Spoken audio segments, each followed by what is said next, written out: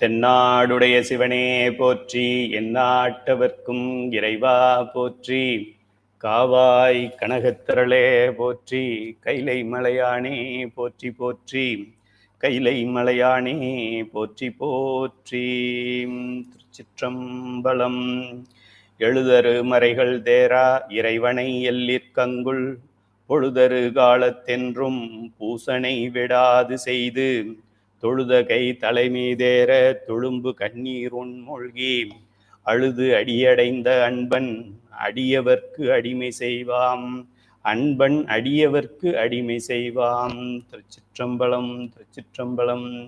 தொல்லையிரும் பிறவி சூழும் தலை நீக்கி அல்லல்லறுத்து ஆனந்தம் ஆக்கியதே எல்லை மறுவா நெறியளிக்கும் பாதபூரெம் கோன் திருவாசகம் என்னும் தேன். திருவாசகம் தேன். திருச்சிற்றம்பலம். திருவாசகத்தேன். தேன் திருவாசகம். ஒரிஜினல் தேன், டூப்ளிகேட் தேன். திருவாசகம் ஒரு தேன். அனைத்து அடியார் பெருமக்களின் திருவடி தாமரைகளையும் மனமெய் மொழிகளால் வணங்கி கொண்டு என்னை இந்த பணியில் நடத்துகின்ற குருவருளுக்கும் திருவருளுக்கும் ஒரு ஆச்சரியம் கலந்த நம்ப முடியாத ஒரு நன்றியை தெரிவித்துக் கொண்டு, என்றால் திருவாசகத்துக்கு பொருள் என்னவென்று மாணிக்க வாசகரிடம் கேட்ட பொழுது, திருவாசகத்தின் பொருள் அதோ இருக்கிறானே தில்லை நடராஜ பெருமான், அவனே திருவாசகத்தின் பொருள் என்று சொன்னார். கைலை துரைசாமி திருவாசகத்துக்கு பொருள் சொல்லணும் அப்படின்னா அது மலைன்னா இது மடு தூசி. ஆனாலும் இறைவன் இப்போ சில நேரம் நம்ம குழந்தைங்கள்ட்ட பெரிய நல்ல ஒரு செயினை கொடுத்து விளையாட சொல்கிற மாதிரி நம்மக்கிட்ட இந்த பணியை கொடுத்து இதை செய் என்று குருவர்கள் கூட்டி இருக்கின்றது. இயன்ற வரையில் செய்வோம். எப்படியோ அவர் தான் செய்கிறாரு. இருந்தாலும் இந்த வாய் வழியாக அது வர வேண்டியது இருக்குன்றதுனால ஒரு நடுக்கம் வருகிறது. எத்தனையோ பெரியோர்கள், சோசோமி ஐயா இருக்காங்க, தியாகராசன் ஐயா இருக்காங்க, நூற்றுக்கணக்கான அடியார்கள் முன்னாடி இருந்த பெருமக்கள் எல்லாம் திருவாசகத்துக்கு உரை எழுதியிருக்கிறார்கள். அந்த உரையெல்லாம் பார்க்கும்போது அடியனுடைய உரையே இல்லை. இருந்தாலும் ஏதோ ஒரு பணியை கொடுத்திருக்கிறார், இயன்ற வரையும் நாம் அதை செய்வோம். ஆக இந்த திருவாசகம் என்பது திருமுறைகளில் இருக்கின்றது.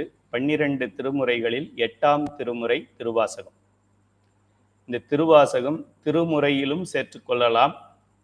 சித்தாந்த நூல்கள் என்று சொல்லக்கூடிய 14 சாத்திர நூல்கள், அந்த சாத்திர நூல்களையும் இந்த நூலை சேர்க்கலாம். ஏனென்றால் சைவ சித்தாந்தம் தான் பாட்டா இருக்கு. எல்லா திருமுறைகளுமே அப்படித்தான். அதனாலதான் கைலை அறக்கட்டளையில் இப்போ சில இடங்களில் திருமுறை ஆசிரியர் அவர் திருமுறைக்கு மட்டுமே விளக்கம் சொல்லுவார், சித்தாந்தத்தை பற்றி பேச மாட்டார். சித்தாந்த ஆசிரியர் ஞாயிற்றுக்கிழமை சித்தாந்த ஆசிரியர் வருவார், அவர் பதிப்பஜூபாஜம் சொல்லிட்டு போயிடுவார். ஆக இதுதான் அதுதான் இது. செந்தில் வாழைப்பழ கதை மாதிரி, இதே ஒரு கண்ணு அது ஒரு கண். ஆக அவங்க மட்டும் எப்படி மாற்றி எழுத முடியுமா? இதில் சிவபெருமான் தான் கடவுள் அப்படின்னு திருஞான சம்பந்தர் பாடுவார். மெய்கண்டார் அவர் இல்லை இயேசுதான் கடவுள்னு அவர் பாடுவாரா? ஆக இதுதான் அதுதான் இது. அதை முதல்ல நம்ம தெரிஞ்சுக்கணும். இதில் எது உயர்வு? ரெண்டுமே உயர்வு இல்லை, ரெண்டுமே தாழ்வு இல்லை, ரெண்டுமே நமக்கு வேணும்.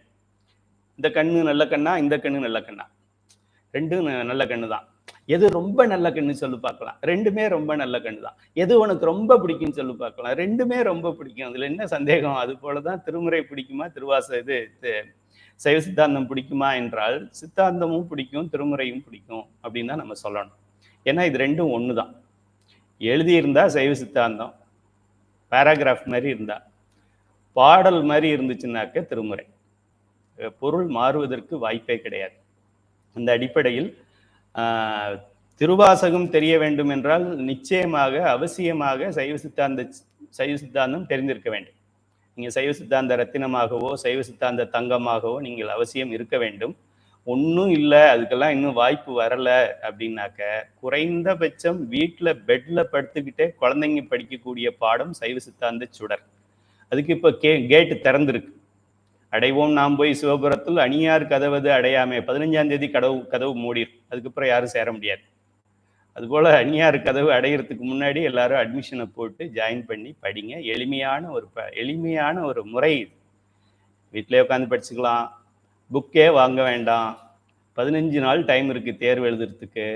5 நிமிஷத்துல தேர்வு எழுதிடலாம். பார்த்தே எழுதலாம்.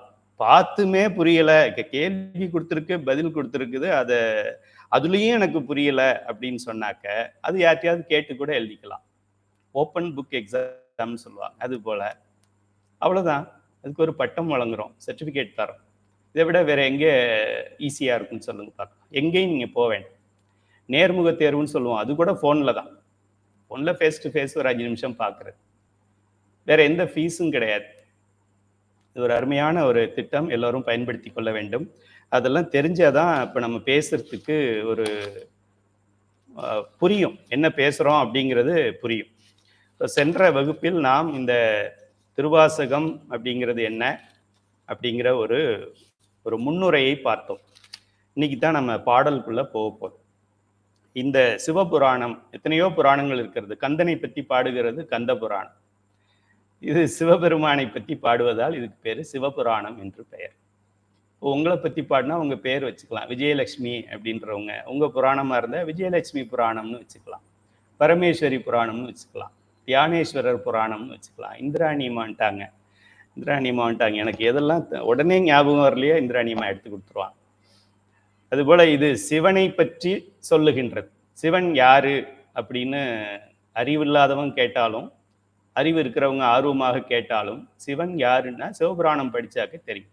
சிவன் எப்போ பிறந்தான், சிவனுக்கு அப்பா அம்மா யாரு, அவனோட டேட் ஆஃப் பர்த் என்ன, அவர் கருப்பா இருப்பாரா சிவப்பா இருப்பாரா, உயரமா இருப்பாரா குட்டையா இருப்பாரா, அவர் ஆணா பெண்ணா, அவர் ரொம்ப பெருசா இருப்பாரா சின்னதா இருப்பாரா, அவர் ரொம்ப அன்பா இருப்பாரா ரொம்ப கடுகடுன்னு இருப்பாரா, கடுமூஞ்சி சிடுமூஞ்சியா இருப்பாரா சிரிச்ச மூஞ்சியா இருப்பாரா, எல்லா கேள்விகளுக்கும் பதில் இந்த 95 வரிகளிலே கொடுக்கப்பட்டிருக்கிறது.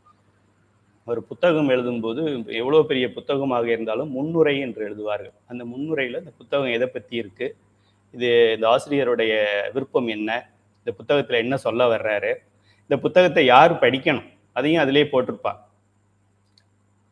இந்தந்த மாணவர்களுக்கு தான் இந்த புத்தகம் பயனுள்ளதாக இருக்கும் அப்படின்னு போட்டிருப்பாங்க. அதுபோல இந்த திருவாசகத்தில் 51 பதிகங்கள் நமக்கு இருந்தாலும் மீதி இருக்கிற 50 பதிகங்களும் என்னவெல்லாம் சொல்லுகின்றது அப்படிங்கிற ஒரு சாராம்சத்தை இங்கே கொடுத்துட்றாங்க. திருநெல்வேலிக்கு போனீங்கன்னா கொஞ்சம் அல்வா எடுத்து கொடுப்பாங்க, நாகர்கோவிலுக்கு போனீங்கன்னா கொஞ்சம் முறுக்கு எடுத்து கையில் கொடுப்பாங்க. அதுதான் கிடையாது. அது சாப்பிட்டு பார்த்துட்டு அது பிடிச்சிருந்ததுன்னா 4 கிலோ 5 கிலோ வாங்கிக்கலாம். அதுபோல இந்த சிவபுராணம் என்பது முதல் பாடல், அறிமுக பாடல். இது சாராம்சம். மீதி இருக்கிற 50 பதியங்களும் படிக்க நேரம் இல்லை என்றால் இது ஒன்றையாவது படிக்க வேண்டும். ஆக திருவாசகம் அவசியம், அதில் சிவபுராணம் அவசியத்திலும் அவசியம். இப்போ சிவபுராணத்தை நாம் ஆரம்பிக்கும் பொழுது முதல் வார்த்தை நமச்சிவாய அப்படிங்கிற வார்த்தை அதில் இருக்கின்றது. அது அவசியத்திலையும் அவசியம். திருமுறைகள் அவசியம், அதுல திருவாசகம் அவசியம், அதுல சிவபுராணம் அவசியம், அதுல நமச்சிவாய அவசியம். எத்தனை அவசியம் போறதுன்னு தெரியல. அவசியம் பவர் 4, ஸ்கொயர் கியூப் 4 போட்டுக்க வேண்டியதான். அப்படி அவசியமானது.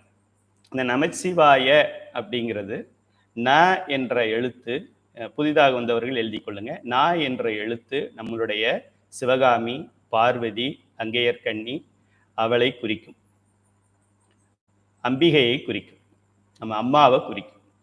அவ மட்டும் இல்லை அப்படின்னா நமக்கு பிறவி கிடையாது, பிறந்திருக்க மாட்டோம். அம்மா இல்லாம பிறந்தவங்க யாராவது இருக்கமா? அதுபோல இந்த அம்மா இல்லை அப்படின்னா நம்ம பிறந்திருக்க மாட்டோம். இதுதான் உலகத்துல நீங்க முதல்ல தெரிஞ்சுக்க வேண்டிய உண்மை. உங்க அம்மா இப்ப இருக்கிறாங்களே, அவங்க தான் உங்க அம்மா கிடையாது. இந்த அம்மா லேட்டஸ்ட் அம்மா. ஒரு 1000 அம்மாக்கள்ல இது ஒரு அம்மா. நீங்க அம்மாவா இருக்கிறீங்களே உங்க பிள்ளைக்கு, நீங்க தான் அந்த பிள்ளைக்கு அம்மா கிடையாது. உங்க பிள்ளைக்கு நீங்க ஒரு கடைசி அம்மா. இப்போதைக்கு இன்னும் ஒரு 1000 அம்மா வருவாங்க. இதுக்கு முன்னாடி உங்க பிள்ளை 1000 அம்மாவை பார்த்துருக்கும், நீங்க 1000 அம்மாவை பார்த்துருக்கீங்க, இன்னும் ஒரு 1000 அம்மாவை நம்ம பார்ப்போம். ஆனா முதல் அம்மா, கடைசி வரைக்கும் அம்மா யார் என்றால் நம்மளுடைய சிவகாமி பார்வதி. பார்வதியை வணங்க வேண்டும் எல்லோரும். பார்வதி தான் இந்த உலகத்தை இயக்குகின்றது. 5 தொழில்கள் செய்கின்றது அம்மா தான் செய்கிறாங்க. அப்பா பேசாம பணத்தை கொடுத்துட்டு படுத்திருப்பாரு. அவ்வளோ சாப்பாடு ரெடி ஆயிடுச்சா அப்படின்னு எதையாவது ஒன்று நோண்டிக்கிட்டு இருப்பாரு. ஒன்று கம்ப்யூட்டரை நோண்டிக்கிட்டு இருப்பாரு, இல்லைன்னா டிவியை நோண்டிக்கிட்டு இருப்பாரு, இல்லைன்னா ஃப்ரெண்ட்ஸுங்களோட பேசிக்கிட்டு இருப்பாரு. அம்மா தான் எல்லா தொழிலையும் செய்யணும். ஆக ந என்பது அம்மா செய்கின்ற மறைப்பு ஆற்றல் அல்லது திரோதான சக்தி என்று சொல்லுவோம். அதுதான் ந என்கின்ற எழுத்து. அடுத்தது ம என்கின்ற எழுத்து மலங்கள் அப்படிங்கிறத குறிக்கும். அது ஈஸி தான். மலம் அப்படிங்கிறதுல முதல் எழுத்து ம, ஈஸியாக ஞாபகம் வச்சுக்கலாம். அடுத்ததாக சி என்கின்றது சிவத்தை குறிக்கும், சிவபெருமானை குறிக்கும். வா என்கின்ற எழுத்து இதே அம்மா இன்னொரு சைடு, ஒரு காயினுக்கு ரெண்டு சைடு சொல்றாங்களே, ஹெட்டு டெய்லு, இரவு பகல், பெண் ஆண் அப்படின்னு சொல்ற மாதிரி அந்த வாங்கிறதும் அம்மா தான். அந்த அம்மா நமக்கு அறிவு விளக்கத்தை கொடுக்கக்கூடிய அம்மா. இந்த அம்மா நமக்கு அனுபவத்தை கொடுக்கக்கூடிய அம்மா, முதல் அம்மா திரோதான சக்தி. ஆக 5 எழுத்துக்களில் 2 எழுத்துக்கள்ல அம்மா தான் இருக்காங்க, ஒரு எழுத்துல தான் அப்பா இருக்கார், மற்ற 2 எழுத்து அம்மா இருக்கிறாங்க. ய என்கின்றது உயிர்களை குறிக்கும். உயிர்கள் பல. நீங்க ஒரு உயிர், நான் ஒரு உயிர், நம்ம வீட்டு நாய்க்குட்டி ஒரு உயிர், நம்ம வீட்டில் இருக்கிற கற்பாம்பூச்சி ஒரு உயிர், எறும்புகள் உயிர். ஆக உயிர்கள் பல. உயிர்களுடைய வெரைட்டி அப்படின்னு பார்த்தா 84 லட்சம் வெரைட்டி இருக்கு. சயின்டிஸ்டுக்கு இது தெரியாது, உங்களுக்கும் எனக்கும் தான் தெரியும். ஏன்னா சைவ சித்தாந்த சுடர் படிச்சிருந்தா இது ஈஸியாக தெரியும். நீங்கள் ஐஎஸ்ஆர்ஓவில் 60 ஆண்டுகள் வேலை செய்து ரிட்டையர் ஆனாலும் இது தெரியாது. நீங்கள் வேற ஏதோ சைனாவில் இருக்கிற ஒரு பயோகெமிஸ்ட்ரி லேப்ல நீங்கள் ஒர்க் பண்ணியிருந்தாலும் ஒரு காலும் உங்களுக்கு இது தெரியாது. 84 லட்சம்ங்கிற நம்பரே தெரியாது. இங்கே முதல்லையே தெரிஞ்சிடும், முதல் பாடத்திலேயே சொல்லி கொடுத்துருவோம். நம்ம சைவ சித்தாந்த சுடர் சேர்ந்தா முதல் வகுப்புலேயே இது 84 லட்சம்னு சொல்லிடும். யோனி பேதங்கள் என்று சொல்வார்கள், பிறப்பு வெரைட்டி வகைகள். ஆக இந்த ந என்பது திரோதான சக்தி, மா என்பது மலம், சி என்பது சிவம், வ என்பது அருள் சக்தி, ய என்பது உயிர்கள். இந்த பிரபஞ்சத்தில் இந்த 5 தான் இருக்கு, இதை தவிர வேற எதுவும் கிடையாது. சிலபஸே அவ்வளவுதான். இந்த ந என்கின்ற திரோதான சக்தியும் வ என்கின்ற அருள்கின்ற சக்தியும், இந்த சக்தி சிவத்திலிருந்து வந்திருக்கு. சிவம் அமைதியா இருந்தது, நம்ம இந்த பிள்ளைங்களை எல்லாம் வளர்க்கணுமே அப்படி. இப்போ வேலைக்கு போற வீட்டில் வந்து என்ன பண்ணுவாங்க, ஒரு பெண்மணி அவங்க வேலைக்கு போறாங்கன்னா வீட்டில் இன்னொரு ஆயாமாவையோ இல்லை இன்னொரு சர்வெண்ட்டையோ வச்சிருவாங்க பிள்ளைய பார்த்துக்கிறது. அதுபோல் அந்த அப்பா என்ன பண்ணுறாரு, இந்த பிள்ளைங்களையெல்லாம் பெற்று வளர்த்து எல்லாத்தையும் நல்லதாக கொண்டு வா, நான் கொஞ்சம் ரெஸ்ட் எடுத்துக்கிட்டு இருக்கேன், நமக்கு நிறைய வேலை இருக்குது, நான் சொன்னால் உனக்கு சொன்னால் புரியாது, எனக்கு நிறைய வேலை இருக்குன்னு அவர் பேசாமல் உட்காந்துருப்பார். இந்த அம்மா தான் நமக்கு பிறவிகளுக்கு ஆட்படுத்தி நம்மை பக்குவப்படுத்தி நமக்கு அருள் கொடுத்து கொண்டு போய் அவர்கிட்ட சேர்க்கறது. வேற ஒன்றும் பண்ண மாட்டாங்க, உங்களுடைய வேலை டிரான்ஸ்போர்ட் வேகன் தான் இவங்க. ஆக இந்த அம்மா ரெண்டையும் விட்டுட்டோன்னு வச்சுக்கோங்க. அம்மா வந்து இந்த நமக்காக வந்தது அம்மா. நமக்காக வர்றதுக்கு முன்னாடி என்ன இருந்தது, மீதி 3 இருந்தது, எழுதிக்கங்க. என்ன இருந்தது, மா இருந்தது மலம், சி இருந்தது சிவம், ஏங்கிற உயிர்கள் இருந்தது. சிவம் இருந்தது, மலம் இருந்தது, உயிர் இருந்தது. இந்த 3 தான் முதல்ல இருந்தது. இதை சரி பண்றதுக்காக வந்தது தான் அம்பாளுங்கிறது. முதல்ல பழைய காலத்துல ஆலயங்கள் எல்லாம் சிவாலயங்கள்ல சிவன் மட்டும்தான் இருந்தது. அதுக்கப்புறம் தான் அம்பாளுக்கு தனி சன்னதி கொண்டு வந்தாங்க. ஏன்னா அது சிவலிங்கத்துக்குள்ளேயே அம்பாள் இருக்குன்னு சொன்னா நிறைய பேருக்கு புரியாது. அதனால இந்த அம்பாள் இப்படி இருப்பாங்க, இந்த அம்மாவுக்கு பேர் கற்பகவல்லின்னு பேரு, இவளுக்கு பேர் பெரிய நாயகின்னு பேரு அப்படின்னு தனித்தனியா பேர் வச்சு கொண்டு வந்தாங்க. ஆக இந்த உலகத்தில் எளிமையான பாடம் இந்த சைவ சித்தாந்த பாடம். இந்த ரகசியம் வேற யாருக்கும் தெரியல. இது ஒரு சிதம்பர ரகசியத்தை விட பெரிய ரகசியம் அது. சைவ சித்தாந்தம்னா அது ஏதோ ரிட்டையர் ஆன பின்னாடி வீட்டில் வேற ஒன்றும் பிரச்சனை இல்லை, பிள்ளைங்கள்லாம் செட்டில் ஆயிடுச்சு, அமெரிக்காவுக்கு போகிறவங்க போயிட்டான், பேரம்பேத்தியெல்லாம் பிறந்துருச்சு, என்ன பண்ணுறதுன்னு தெரியல அப்படின்னா ஞாயிற்றுக்கிழமை போயிட்டு 4 அடியார்களோட இருந்துட்டு வரலாம். அது இல்லை சைவ சித்தாந்தம். சைவ சித்தாந்தம் அடிப்படை கல்வி, ப்ரீகேஜி, எல்கேஜி, கிண்டர் கார்டனில் சொல்லித்தர வேண்டிய பாடம். ஏன்னா சிலபஸ் ரொம்ப simple. A for apple, B for boy சொல்றது இது ஈஸி தானே. இது எப்போ படிக்கிறோம், எம்ஏல படிக்கிறோமா, ஃபர்ஸ்ட் கிளாஸ்லேயே படிச்சிடும். அதுபோல சி ஃபார் சிவம், இதில் என்ன கஷ்டம். ஏ ஃபார் உயிர்கள், மா ஃபார் மலம், அவ்வளோதான். சியாவது சிவம் ஈஸி இருக்கு, ஞாபகம் வச்சுக்கிறது ஈஸி. மா ஃபார் மலம், அதுவும் ஈஸி. ஏ ஃபார் உயிர்னு இருக்கு, அது எப்படி ஞாபகம் வச்சுக்கிறது. உயிர்ல ஒரு ஏ இருக்குல்ல, அதை ஞாபகம் வச்சுக்கலாம். இந்த உயிர்ல ஏ வருதுல்ல, அதனால அது ஏ ஃபார் உயிர். அவ்வளவுதான், பாடம் முடிஞ்சு போச்சு.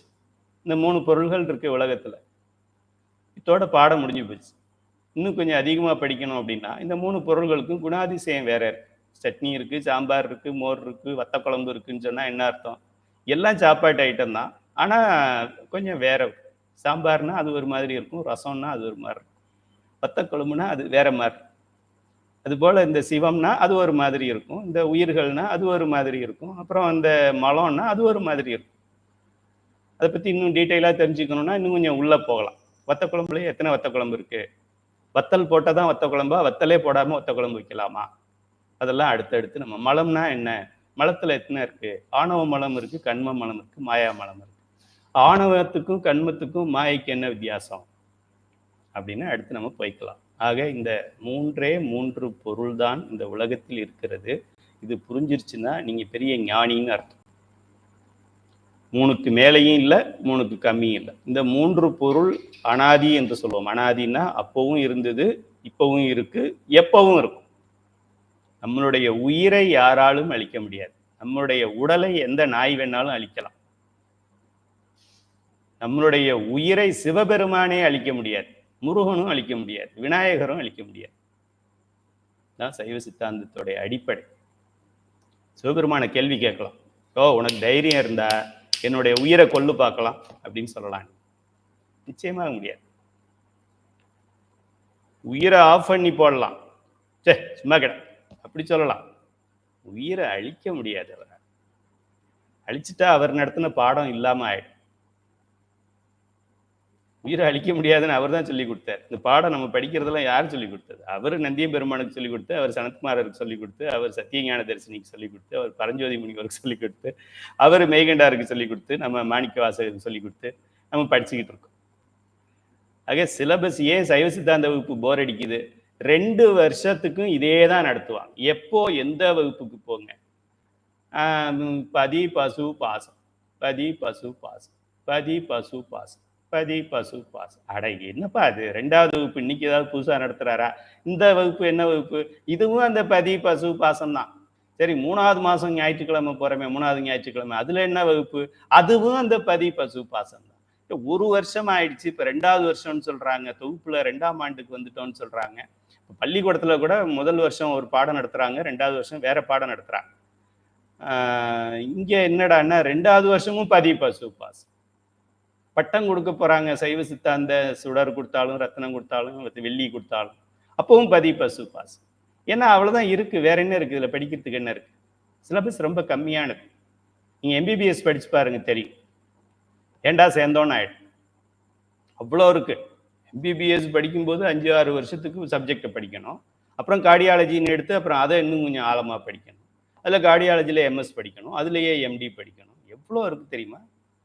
மேக்ஸ் படிக்கணும், மேக்ஸ் ப்ரொஃபஸர் ஆகணும்னா நிறைய படிக்கணும். ஃபிசிக்ஸ் ப்ரொஃபஸர் ஆகணும்னா எனக்கு இருக்கிறத விட மீதி இருக்கிற முடியும் கொட்டி போயிடும். ஆனால் இந்த சைவ சித்தாந்தம் படிக்கணும்னா சி ஃபார் சிவம், மா ஃபார் மலம், யா ஃபார் உயிர்கள். வேற என்னுடைய ஆசிரியர் ஐயா கந்தசாமி ஐயா, அவர் நடத்தினாலும் இது தான் நடத்தும். எனக்கு இன்னொரு ஆசிரியர் தியாகராசன் ஐயா, அவங்க நடத்தினாலும் இதை தான் நடத்தும். எனக்கு சந்தேகங்கள்லாம் வந்தா தீர்த்து வைக்கிறது நெடுமாறன் ஐயா, அவங்க நடத்தினாலும் இதை தான் நடத்தணும். நான் நடத்தினாலும் இதை தான் நடத்தணும். யாரு நடத்தினாலும் இந்த பதி பசு பாசத்தை தவிர வேற யாரும் நடத்த முடியாது. ஏனென்றால் அவ்வளவுதான் இருக்கு. சட்டியில இருக்கிறது தானே ஆப்பையில வரும். இருக்கிறது இது 3 பொருள்கள். ஆக இந்த நமசிவாயத்தில் அம்மா நமக்காக செயல்பட வந்ததுனால அந்த அம்மா 2 பேர், நாங்கிற அம்மாவையும் வாங்கிற அம்மாவையும், அம்மா கொஞ்சம் உட்காரு, உனக்கு முன்னாடி யார் இருந்தாங்கன்னு பார்த்துக்கிறேன் அப்படின்னா இந்த 3 பொருள்கள் இருந்தது. அதனாலதான் மாணிக்க வாசகர் நமசிவாய அப்படிங்கிற வார்த்தையில இந்த பாடலை தொடங்குகிறார். 2வது, சைவ சித்தாந்தம் படிக்காம இது போகவே முடியாது. அம்மா வேணா முற்றோதல் பண்ணலாம், 300 முற்றோதல். இது நமச்சிவாயங்கிறது தான் நம்ம சைவ சித்தாந்த சுடருக்கு சிலபஸ். புதிய மாணவர்கள் தெரிந்து கொள்ளுங்கள். என்ன சைவ சித்தாந்த சுடர் பட்டம் கொடுக்குறாங்களோ, என்ன படிக்கணும் அப்படின்னா இந்த 5 எழுத்து என்னன்னு படிக்கிறோம், அவ்வளவுதான், வேற ஒன்றும் கிடையாது. இன்னொரு உயிரின் இயல்பு என்ன, அட்வான்ஸ் கிளாஸ் மாணவர்கள் நோட் பண்ணிக்கோங்க. உயிரோடைய இயல்பு என்ன அப்படின்னா அது தூளத்திலிருந்து தான் சூக்குமத்தை அறியும். தூளம்னா ஏதோ ஒரு உருவ மேனி இருக்கணும். அதுக்கு தான் நமக்கு உருவ வழிபாடு கொண்டு வந்தாங்க. உருவ வழிபாட்டை ஏன் கொண்டு வந்தாங்க? உயிரின் இயல்பு தூளத்திலிருந்து, அதாவது ஒரு பொருள்ல இருந்து அப்புறமா அது உள்ள இருக்கிற விஷயத்தை தெரிஞ்சுக்கிறது. நீங்க எல்கேஜி யூகேஜில எல்லாம் பாத்தீங்கன்னா, அந்த கிண்டர் கார்டன் ஸ்கூல்ல போனீங்கன்னா பிள்ளைங்களுக்கு நிறைய விளையாடுறதுக்கு நிறைய ஆப்பிள் மாதிரி இருக்கும், பொம்மை மாதிரி இருக்கும், சார்ட் எல்லாம் எழுதி ஒட்டியிருப்பாங்க, படம் வரைஞ்சிருப்பாங்க, நிஜ ஆப்பிளே அங்க இருக்கும், பிளாஸ்டிக்ல பொம்மை இருக்கும். ஏன்னா உயிர்கள் ஒரு பொருளை இது வைத்துதான் பொருளுடைய உள்பொருளை தெரிந்து கொள்ளும். இது உயிருடைய இயல்பு. நீங்க ஏதாவது கல்லூரியில போய் பிஹெச்டி பண்ற முனைவர் அங்கெல்லாம் போய் பாருங்க, ஆப்பிள்னு ஏதாவது படம் வச்சிருக்கிறாங்களா, சார்ட் ஒட்டியிருக்கிறாங்களா பாருங்க, ஒட்டியிருக்க மாட்டாங்க. தேவையில்லை. ஆக உயிர்கள் எழுதிக்கங்க, தூளத்திலிருந்து, அதாவது உருவத்திலிருந்து உருவம் இல்லாததை அறி. அதான் நம்மளுடைய அருளாளர்கள் சரியை, கிரியை, யோகம், ஞானம்னு வைத்திருக்கிறார். சரியில என்ன? வழிபாடு செய்யறது, கோயிலுக்கு போறது. இதோ இருக்காரு சாமி, எங்க லிங்கம் பெருசா இருக்கு, எங்க லிங்கத்துக்கு நாங்க 7 அபிஷேகம் பண்ணோம், 16 பொருள்கள் வச்சு பண்ணோம், இதோ இருக்கு, இது சிவன் கோயில், இது பாடல் பெற்ற தலம், இது வைப்பு தலம், இது ஜோதிர்லிங்கம், இது கைலாயம் அப்படின்னு அது அது அது அது அது என்று ஒரு தூளத்திலிருந்து, இதை நம்ம என்ன சொல்லுவோம்? உருவ நிலை என்று சொல்லுவோம். உருவ நிலையிலிருந்து அருவ நிலைக்கு போகணும். இந்த பிள்ளைய எடுத்தோடனையும் சிவம்னு ஒருத்தர் இருப்பாரு, அவரை கண்ணாலையும் பார்க்க முடியாது, காதாலையும் கேட்க முடியாது, நாக்காலையும் சுவைக்க முடியாது, தொட்டும் பார்க்க முடியாது. வேற என்னப்பா இருக்கு? கண்ணு, காது, மூக்கு. மூக்காலையும் நுகர முடியாது. அவர் தான் சிவம் அப்படின்னு. அட போய, அவன் இருந்தா என்ன, இல்லைன்னா என்ன? ஏதாவது ஒரு பொருள் இருக்கு அப்படின்னா அந்த பொருளை நம்ம அனுபவிக்க முடியும் அப்படின்னா தானே அந்த பொருள் மேல நமக்கு ஒரு ஈடுபாடு வரும். ஒரு திருமணம் பண்றாங்க, பொண்ணு இருக்கு, பொண்ணை நீ தொடவும் கூடாது, பேசவும் கூடாது, பார்க்க கூடாதுன்னா அது கல்யாணமே பண்ணாம இருந்திருக்கலாம், நிம்மதியாவது இருந்திருக்கலாம். ஆக இது சிவத்தை நீங்க சொல்லவும் முடியாது. சொல்லற்கு அறியவன் இன்ன தன்மையின் என்று அறியவனா, இன்ன தன்மையினே அவனை பத்தி சொல்ல முடியாது. 1000 நாமங்கள் கொண்டவன், அவனுக்கு உருவம்ன்றதே கிடையாது அப்படின்ட்டா அப்படி ஒரு கடவுள் இருந்தா என்ன, இல்லைன்னா என்ன நமக்கு? ஆக இந்த குழந்தைகளுக்கு உருவமாக இறைவன் நம்ம மாதிரி ஆளுங்களுக்கு உருவமாக கோயில்கள்ல இருந்து, இதெல்லாம் பஞ்சபூத தலம், இங்கே அவர் காற்றாக இருக்கிறார், நிலமாக இருக்கிறார், அப்புறமா அருவுருவமாக மாறுவார், அதுக்கப்புறமா அருவமாக இருப்பார். ஞானிகளுக்கெல்லாம் கோயிலுக்கு போக வேண்டியது. நிறைய சித்தர்கள் கோயிலுக்கு போக மாட்டாங்க. ஏதோ ஒரு ஒரு முட்டைக்கல்லா ஒன்று இருக்கும், அதுதான் சிவம்னு கும்பிட்டுக்கிட்டு இருப்பாங்க. அவங்களுக்கு அதுல சிவம் இருக்கு, அவ்வளவுதான். ஞானிகளுக்கு கோயில் போக வேண்டிய அவசியம் இல்லை. அவங்க கோயிலுக்கு போறதை பார்த்தா, என்ன இன்னும் சின்ன பிள்ளைங்களா இருக்கீங்க, எப்ப பெரிய ஆளா வர்றது அப்படின்னு கேட்கலாம். ஏனென்றால் பக்குவ நிலை மாறிக்கொண்டிருக்கிறது. இதுதான் சைவ சமயத்துடைய சிறப்பு.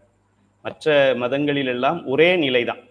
பிறக்கும் போதே அப்படியே நீ டாக்டராகவே பிறந்துருவ அப்படி சொல்லுவாங்க. அப்படிலாம் கிடையாது. நம்ம மதத்துல தான் பிறக்கும்போது வாய் சப்புவோம், அப்புறமா லாலிபாப் சப்புவோம், அப்புறமா இது செர்லாக் சாப்பிடுவோம், அப்புறமா ஜூனியர் ஹார்லிக்ஸ் சாப்பிடுவோம், அப்புறமா ஹார்லிக்ஸ் சாப்பிடுவோம், அப்புறம் சீனியர் ஹார்லிக்ஸ் சாப்பிடுவோம், அப்புறம் சுகர்லெஸ் சீனியர் ஹார்லிக்ஸ் சாப்பிடுவோம்.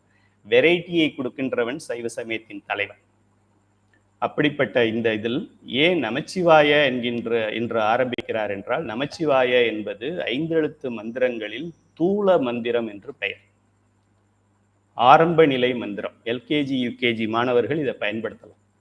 சிவாய நமங்கிறத யார் வேணாலும் பயன்படுத்த முடியாது. இஷ்டத்துக்கு எனக்கு சிவாய நம பிடிக்கும், அதனால நான் சிவாய நம சொல்றேன்.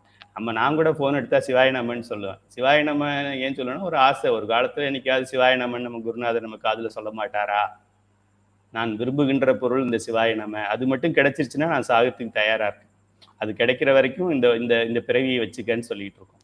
ஆக மாணிக்கவாசகர் சொல்லும்போது எங்க வாடா அப்படிங்கிற மாதிரி எடுத்தோடனே நமச்சிவாயா அப்படின்னு ஆரம்பிச்சுட்டு, அதுக்கப்புறமா பின்னாடி ஒரு பாடல்ல சொல்றாரு, நானேயோ தவம் செய்தேன் சிவாய நம என பெற்றேன்.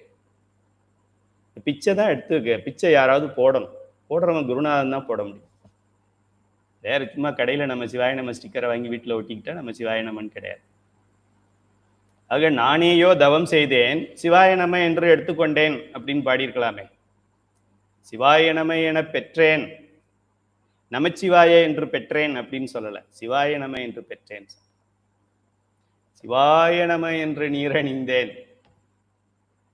ஆக நமச்சிவாய என்பது ஆரம்ப நிலை மாணவர்களுக்கு தூள மந்திரமாக முதல்ல உலகத்தை அறிமுகப்படுத்துது. நாவை முதல்ல வச்சுவார். உலக பொருள்கள் இந்த உலகத்துல குடும்பத்தையும் குடும்பஸ்தர்கள் எல்லாம் சொல்ல வேண்டியது நமச்சிவாய நமச்சிவாய. குடும்பமெல்லாம் பார்த்தாச்சு சார், எல்லாம் பார்த்தாச்சு. மாமியா பார்த்தாச்சு, நாத்தனார் பார்த்தாச்சு, கொழுந்தியா பார்த்தாச்சு, கொழுந்தனார் பார்த்தாச்சு. சிவத்தை தான் இன்னும் பார்க்கல அப்படின்னா சிவாய நம சொல்லலாம். சீயை முன்வைத்து செய்தால் சிவத்தை முன்வைத்து வாழ்கின்றோம் என்று அர்த்தம். நாவை முன்வைத்து மாவை முன்வைத்து செய்தால் இந்த உலகத்துல இன்னும் நம்ம வாழணும்னு நினைக்கிறோம், பேரன் பிறக்கணும்னு நினைக்கிறோம், பேத்தி கூட பிறக்கக்கூடாது, பேரன் தான் பிறக்கணும்னு நினைக்கிறோம், அவனுக்கு ஒரு வீட்டை கட்டி கல்யாணத்தை பண்ணிட்டு போகலான் இருக்கிறோம் அப்படின்னு அர்த்தம்.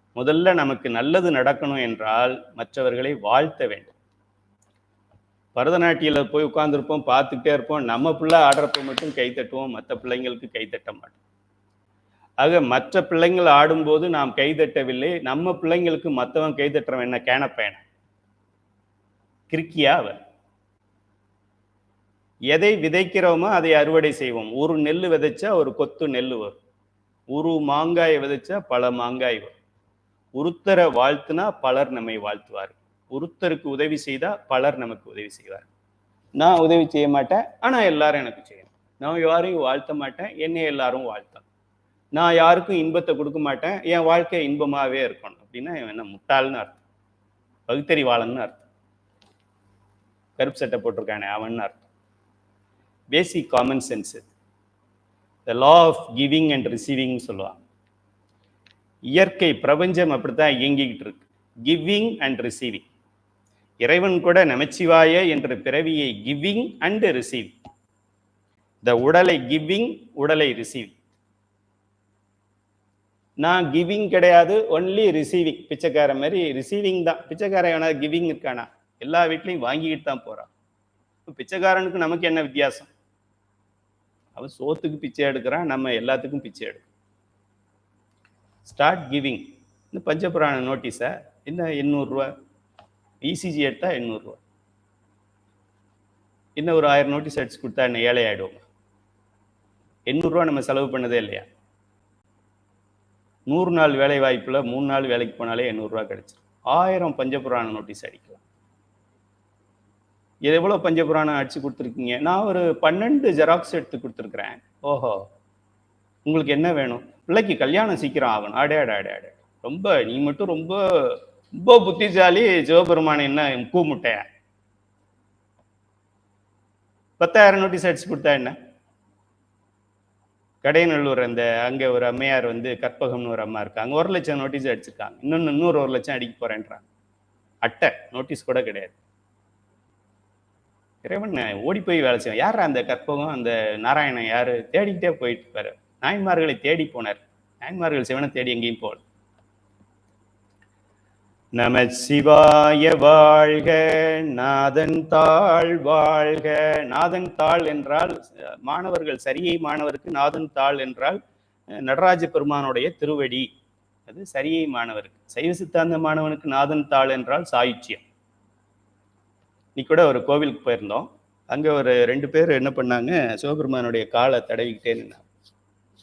ஏன்னா இந்த தாளுக்கு கீழே போகணும், அந்த தாளுக்கு கீழே, அங்கே பில்டிங்குள்ளே உட்காந்துக்கிட்டு அந்த தாளுக்கு கீழே போக வேண்டாம், சாயுச்சியம் போகும். இவங்க தலையை விட்டுட்டு எடுத்த பின்னாடி நடராஜர் கால் அங்கே தான் இருக்குது, தலை தனியாக வந்துருச்சு. அந்த தாளுக்கு கீழே வேகமாக ஓடி போய் சண்டை போட்டுக்கிட்டு தள்ளுமா தள்ளுமா தள்ளுமா அப்படின்னு தலையை உள்ளே விட்டுட்டு அந்த தாளுக்கு கீழே போகிறது கிடையாது. மற்றவர்களுக்கு நன்மையை நினைத்து, நல்லதை நினைச்சு, நல்லதை பேசி, நல்லதை செஞ்சா இறைவன் தேடி சாயுச்சியம் கொடுக்கும்.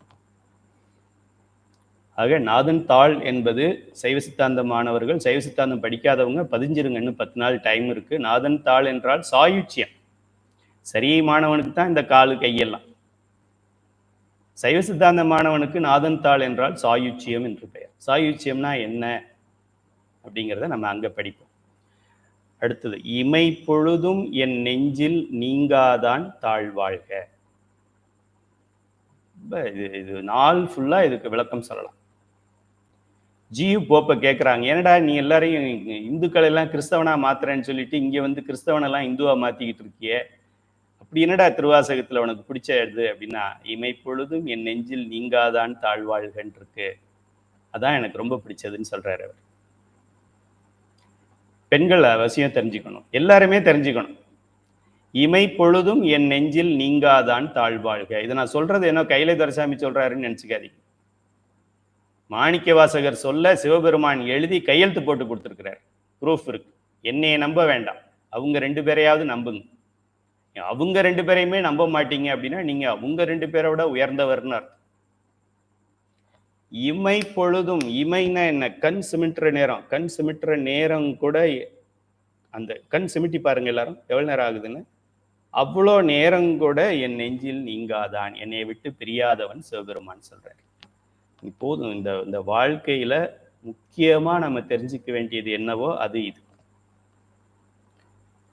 ஒரு செகண்ட் கூட இல்ல, மில்லி செகண்ட், மைக்ரோ செகண்ட், அந்த செகண்ட் கூட என்னை விட்டு நீங்காதவன் சிவபெருமான். இப்போ கேள்வி நம்பர் 1, மாதவிடாய் காலத்தில் சாமி கும்பிடலாமா?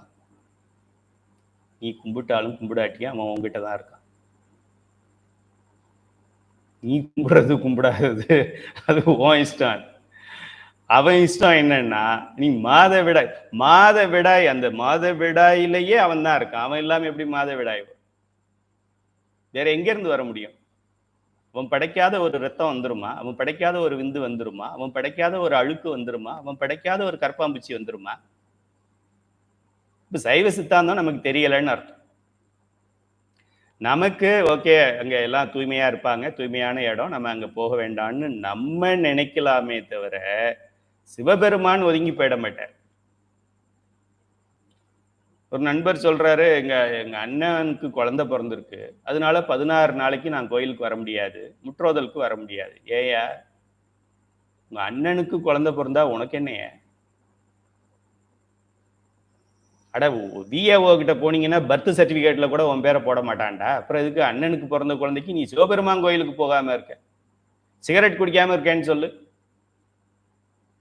16 நாளைக்கு. கறி திங்க மாட்டேன்னு சொல்லு. சிவனை ஒதுக்குறதுன்னா நேரம், எல்லாம் காரியம் தேடிக்கிட்டே இருக்காங்க. இது இயற்கையை மாணிக்கவாசகர் சொல்றார். இப்படி இப்படி இப்படி இப்படி இப்படி இப்படின்னு சொல்லிட்டு வந்து தெய்வம் என்பதோர் சித்தம் உண்டாகி முனிவிலாததோர் பொருளது கருதலும் 6 கோடி மாயா சக்திகள் வேறு வேறுதம் மாயைகள் தொடங்கின. சைவ சித்தாந்த மாணவர்கள் அட்வான்ஸ் கிளாஸ்ல உங்களுக்கு சந்தேகம் வரலாம், மாயை ஜட பொருளாச்சே, அது எப்படி இப்படி எல்லாம் பண்ணுது அப்படின்னு சொல்லி. அந்த மாயை நம்ம செயல்படுத்துறது நம்ம மைண்ட். நம்ம மைண்ட் மூலமா அவன் சொல்றவன் சொல்லிட்டு போறான்னு கோயிலுக்கு போறவங்க எத்தனை பேர் இருக்காங்க? என்னடி இது பட்டையும் கொட்டையும் சொல்றாங்க? ஆமாடி, இதுதாண்டி நமக்கு. முஸ்லீம் தொப்பி போட்டுக்கிறான், சிங்கு முண்டாசு கட்டிக்கிறான், நம்ம கொட்டையும் பட்டையும் போட்டுக்கிறதுல என்ன இருக்கு அப்படின்னு சொல்லி போட்டுக்கிறவங்க. இமை பொழுதும் என் நெஞ்சில் நீங்காதான் தாழ்வாழ்க, நீங்க விரும்பினாலும் விரும்பாவிட்டாலும் மனிதர்கள் மட்டுமில்லை, மாடுகளாக இருந்தாலும், கோழிகளாக இருந்தாலும், கற்பாம்பூச்சியா இருந்தாலும், பல்லியாக இருந்தாலும், ஜீவன் இல்லாத ஜடப்பொருள்களாக இருந்தாலும், அவனுடைய வியாபகம் என்று சொல்லக்கூடிய இந்த பூமி, சூரியன், சந்திரன், நிலா, 9 கிரகம், அதுக்கு மேல இருக்கிற 246 அண்டங்கள், 64 புவனங்கள் எல்லாம் அவனுக்குள்ளதான் இயங்கிக்கிட்டு இருக்கு. அது அத்தனைக்குள்ளேயும் அவன் இருக்கான். என் செருப்புல இருக்கானா? செருப்புல சிவபெருமான் இல்லாம எப்படி செருப்பு இருக்கும்? பகுத்தறிவு கேள்வி கேட்கலாம். அப்ப செருப்பை ஏன் வெளியில கழட்டி போட்டு? செருப்புல வேற ஏதாவது ஒட்டி இருக்குங்கிறதுனால கழட்டி போட்டு. செருப்பை வச்சு கும்பிடலாமா? கும்பிடலாம், தாராளம். சரியமானவனுக்கு கும்பிடுறதுக்கு கொஞ்சம் கூச்சமா இருக்கும். செருப்பு போய் யாராவது கும்பிடுவாங்களா? என்ன வகுப்பு எடுக்கிறாரு அப்படின்னு சொல்லி. ஞானமானவனுக்கு என்ன இருக்கும்? எல்லாம் சிவன் என்ன நின்றாய் போற்றி, எரிசுடராய் நின்ற இறைவா போற்றி. எல்லாம் சிவன். ஒரு முஸ்லிமை பார்த்தா அவரும் சிவன் படைச்சதுதான். முஸ்லிமை வேற யாரு படைக்க முடியும்? கிறிஸ்தவர்களை யாரு படைக்க முடியும்? புத்திஸ்ட் யாரு படைக்க முடியும்? அவர்களை யாரு படைக்க முடியும்? அவங்க எதை வேணாலும் சொல்லிக்கிட்டோம், அதை பத்தி நம்ம கவலை இல்லை. அது அவங்களுடைய நம்பிக்கை, அவங்கள நம்ம வாழ்த்துறோம், வணங்குறோம். அவங்க அப்படியே சொல்லட்டும், மாத்தி சொல்ல வேண்டாம். நீ என்ன சொல்ற? சைவ சித்தாந்தமானவன் அவனை வேறொரு கடவுள் படைத்தார் என்று நீ சொன்னால் உனக்கு பதி பசு பாசம் தெரியலன்னு அர்த்தம். இப்ப 2 வருஷ கிளாஸ் இல்லை, 7 தடவை நீ ரத்தனம் வாங்கினாலும் இன்னும் தேர மாட்டேன்னு அர்த்தம். இமை பொழுதும் என் நெஞ்சில் நீங்காதான் தாழ்வாழ்க. சிவபெருமானுக்கு நீங்க என்ன அயோக்கியத்தனம் பண்ணாலும், யாருக்கு தெரியாத ஒரு தவறை பண்ணிட்டு வெளியில சொல்லாம இருந்தாலும், தவறான ஒரு பழக்கத்தை நாம் வைத்திருந்தாலும், தவறான ஒரு சிந்தனையை வைத்திருந்தாலும், யாராவது ஒழியணும் அழியணும் நம்ம நினைத்தாலும், நம்ம வெளியில உங்களை நினைச்சாலே எனக்கு அவ்வளோ அவ்வளோ அவ்வளோ அப்படின்னு உள்ள நடக்கிறது அவ்வளோ அவ்வளோ அவ்வளோ எரிச்சலா இருக்கு. ஆனா சொல்லும்போது அவ்வளோ ஆனந்தமா இருக்கு அப்படின்னு சொல்லுவோம். சிவபெருமான் பார்த்துக்கிட்டு இருப்போம். மற்றவங்களை வேணா ஏமாத்திக்கலாம். நல்லா இருக்கீங்களா, சாப்பிட்டீங்களா, இது ஃபார்மாலிட்டி. கல்யாணத்துக்கு போனேன் என்கிட்ட பேசவே இல்லைன்னு சொல்லிடுவாங்கன்னு இப்படி பேசுறது. நீ கேட்டாலும் கேட்காட்டியும் அவன் நல்லா இருப்பான், சாப்பிட்டுருப்பான். யாராவது நம்ம சாப்பிடுன்னு சொன்ன பின்னாடியா சாப்பிட்றாங்க? அவன் நேரத்துக்கு சாப்பிட்ருவான், அவன் நேரத்துக்கு சாப்பிட்டுருவான். இதெல்லாம் தேவையில்லாத கேள்வி. ஆக உண்மை என்னங்கிறத சிவபெருமான் பார்த்துக்கிட்டு தான் இருப்பான். நம்ம என்ன அயோக்கியத்தனம் பண்றோன்றது அவனுக்கு தெரியும். அவனுக்கு தெரியாம எதுவுமே நடக்க முடியாது. சைவ சித்தாந்தமானவர்கள் தெரிஞ்சுக்கங்க. இறைவன் 3 நிலைகளில் உயிர்களோட இருந்து அவன் கருணை செய்கின்றான். ஒன்று, ஒன்றாயும் உடனாயும் வேறாயும் இருக்கிறான். இப்போ ஒன்றாயும் என்றால் உயிருக்குள்ள உயிராக இருக்கிறான். இப்போ இந்த உடல் இயங்குது, எனக்கு உடல் இயங்கிக்கிட்டே இருக்கு. ஏன்? உயிர் இருக்கிறதுனால இது இயங்குது. இப்போ என்னுடைய உயிர் என்னுடைய உடல்ல இருந்து போயிடுச்சுன்னா என்ன ஆகும்? பாக்ஸுக்குள்ள வச்சிருவாங்க. ஆடு செத்தாலாவது சந்தோஷப்படுவாங்க. நம்ம செத்தாக்க இந்த விரல கூட சூப் வைக்க முடியாது. ஆட்டு காலையாவது சூப்பு வைக்கலாம், ஆட்டு தலைய சூப்பு வைக்கலாம் செத்துச்சுனாக்க. ஒரு என்ன ஐர மீன் செத்தா கூட பயன்படும். நீங்களும் நானும் செத்தா பயன்பட மாட்டான். புள்ளையே மூக்க பொட்டி எடுத்துட்டு வரலையா அப்படின்னு கேட்பான். முதல்ல பாடியை அதுக்குள்ளேயும் தூக்கிட்டு வந்திருக்கீங்க பொட்டி இல்லாம, முதல்ல பொட்டியை கொண்டு வந்துட்டு அப்புறம் பாடியை கொண்டு வாங்கன்னு நம்ம பிள்ளையும் பொண்ணும் சொல்லுவாங்க. எந்த பேரன் வேணும்னு சொன்னோமோ அந்த பேரன் தான் முன்னாடி சொல்லுவான். சிவபெருமான் அப்படி சொல்ல மாட்டார். ஆக இமை பொழுதும் என்றால் ஒன்றாயும், இந்த உடல் இயங்குகிறது என்றால் உள்ளே உயிர் இருந்து இயக்குகிறது, இல்லை என்றால் இந்த உடல் இயங்காது. உங்களுக்கு தெரியணும். இப்போ நான் பேசுறது கந்தரவகோட்டையிலேருந்து பேசுறது உங்களுக்கு திருநெல்வேலியில கேட்குது அப்படின்னாக்க நடுவில் இன்டர்நெட் இருக்கு, சேட்டலைட் இருக்கு, அதனால இது நடக்குது. அது இல்லைன்னா இப்போ நான் இங்கே உட்காந்து பேசினா உங்களுக்கு கேட்குமா? கேட்காது. ஒரு மீடியா இருக்கிறதுனால அது இருக்கு. அதுபோல இந்த உடல் இயங்குகிறது என்றால் உயிர் இருக்கிறது என்று அர்த்தம். இப்போ உயிர் இயங்குகிறது என்றால் இப்போ அதுக்குள்ள என்ன இருக்கணும்? சிவம் இருக்கணும். அணுவுக்கும் அணுவாய். அறிவியல்ல என்ன பண்ணிக்கிட்டே இருக்கு இத்தனை வருஷமா? அந்த அணுக்குள்ள என்ன இருக்குன்னு பார்த்துக்கிட்டு இருக்கு. இந்த கன்றாவி வேலையை பண்ணிக்கிட்டு இருக்கு. கன்றாவி அதுக்குள்ள சிவன் இருக்கு. சைவ சித்தாந்தம் படிச்சா முதல் கிளாஸ்லேயே சொல்லிவிடுவோம். அணுக்குள்ள என்ன இருக்கு? முதல்ல அணுங்கிறதே இல்லைன்னு சொன்னான். ஏன்னா அப்போ டெலஸ்கோப் இல்லை, மைக்ரோஸ்கோப் அப்படி இல்லை. கையை பார்த்தோன்னே ஸ்மூத்தா இருக்கு. லென்ஸில் பார்த்தோன்னாக்கா பெரிய சகாரா பாலைவனம் மாதிரி வெட்டுன்னு இருக்கு. நம்ம ஃபேரன் லவ்லியெல்லாம் போட்டோம் அப்படின்னாக்கா அப்படியே ஏதோ பேஸ் போட்டோடனே எல்லாம் ஸ்மூத்தா இருக்கிற மாதிரி இருக்கு. நல்லா லென்ஸை வச்சு பார்த்தோம் அப்படின்னா நமக்கே வாமிட் வந்துடும் போல் இருக்கு. அப்படி இருக்கு. ஆக முதல்ல இது எல்லாமே ஒரே உடம்பு தான் சொன்னான். அப்புறமா கொஞ்சம் மைக்ரோஸ்கோப் வந்த உடனே இல்லை உள்ள வேறையெல்லாம் இருக்குன்னு சொன்னான். அப்புறம் பாக்டீரியா இருக்குன்னு சொன்னான். அப்புறமா அதுக்குள்ள இது இருக்குன்னு சொன்னான். அப்புறமா ஆட்டம் இருக்குன்னு சொன்னான். ஆட்டம் ஒரு பொருள் தான், அதுக்குள்ள வேற பொருள் கிடையாதுன்னு சொன்னான். ஏன்னா அப்ப இருந்த மைக்ரோஸ்கோப் அவ்வளவுதான் இருந்துச்சு. அதுக்கப்புறம் மைக்ரோஸ்கோப்பை கண்டுபிடிச்ச பின்னாடி இப்ப என்ன சொல்றான்? எலக்ட்ரான் இருக்கு, புரோட்டான் இருக்கு, நியூட்ரான் இருக்கு அப்படி சொல்றான். டே முன்னாடியும் அப்படித்தாண்டா இருந்தது முட்டாள். உங்க அப்பங்காலத்துல, உங்க தாத்தங்காலத்துல, உங்க முப்பாட்டங்காலத்துல, அவனுக்கு முப்பாட்டங்காலத்துலயும் அப்படித்தான் இருந்தது. உங்ககிட்ட மைக்ரோஸ்கோப் இல்லை, இப்ப மைக்ரோஸ்கோப் கிடைச்சிருக்கு. இப்ப நீ எது இதுக்கு மேல இல்லைன்னு சொல்றியோ அதுக்கப்புறம் உன் பேரன் 4வது பேரன் 5வது பேரன் இன்னொரு மைக்ரோஸ்கோப்பை கண்டுபிடிச்சா அவன் சொல்லுவான் அதுக்குள்ள ஒரு வெற்றிடம் இருக்கு, அதுக்குள்ள சிவம் இருக்குன்னு கண்டுபிடிச்சிருவான். அணுவுக்கும் அணுவாய், அண்டத்திற்கும் அண்டமாய், வியாபகமாய் அப்படி இருக்கிறவன் சிவபெருமான். ஆக உயிருடன் ஒன்றாய் இருந்து செயல்படுகின்றவன். அவன் ஒரு செகண்ட் நம்ம உயிரை விட்டு பிரிஞ்சிட்டான்னா உயிர் வேலை செய்யாது. ஆஃப்டர் ஆல் பேட்டரியை கழட்டிட்டாக்க மொபைலே வேலை செய்ய மாட்டேங்குது, சிம் கார்டை கழட்டிட்டா ஃபோன் வர மாட்டேங்குது. உடம்புல இருந்து சிவத்தை கழட்டிட்டா நம்ம தனியாக வேலை செய்யலாமா? நீங்க என்ன கருப்பு சட்டை போட்டவனா?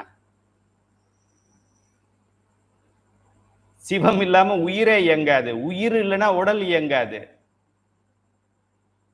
சிவத்தை எது இயக்கணும்? சிவத்தை சிவன் தான் இயக்கும். Full stop.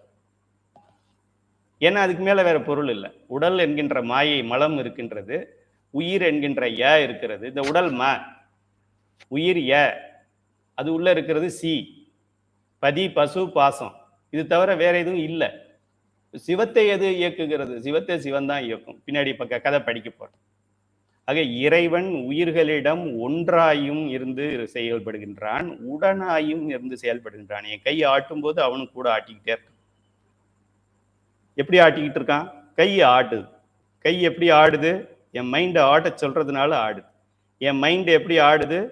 என் உயிர் என் மைண்டை சொல்லுது, டே ஆட்ட சொல்லு அப்படின்னு சொல்லுது. என் உயிர் எப்படி இயங்குது? சிவபெருமான் இயக்கிறதுனால இயங்குது.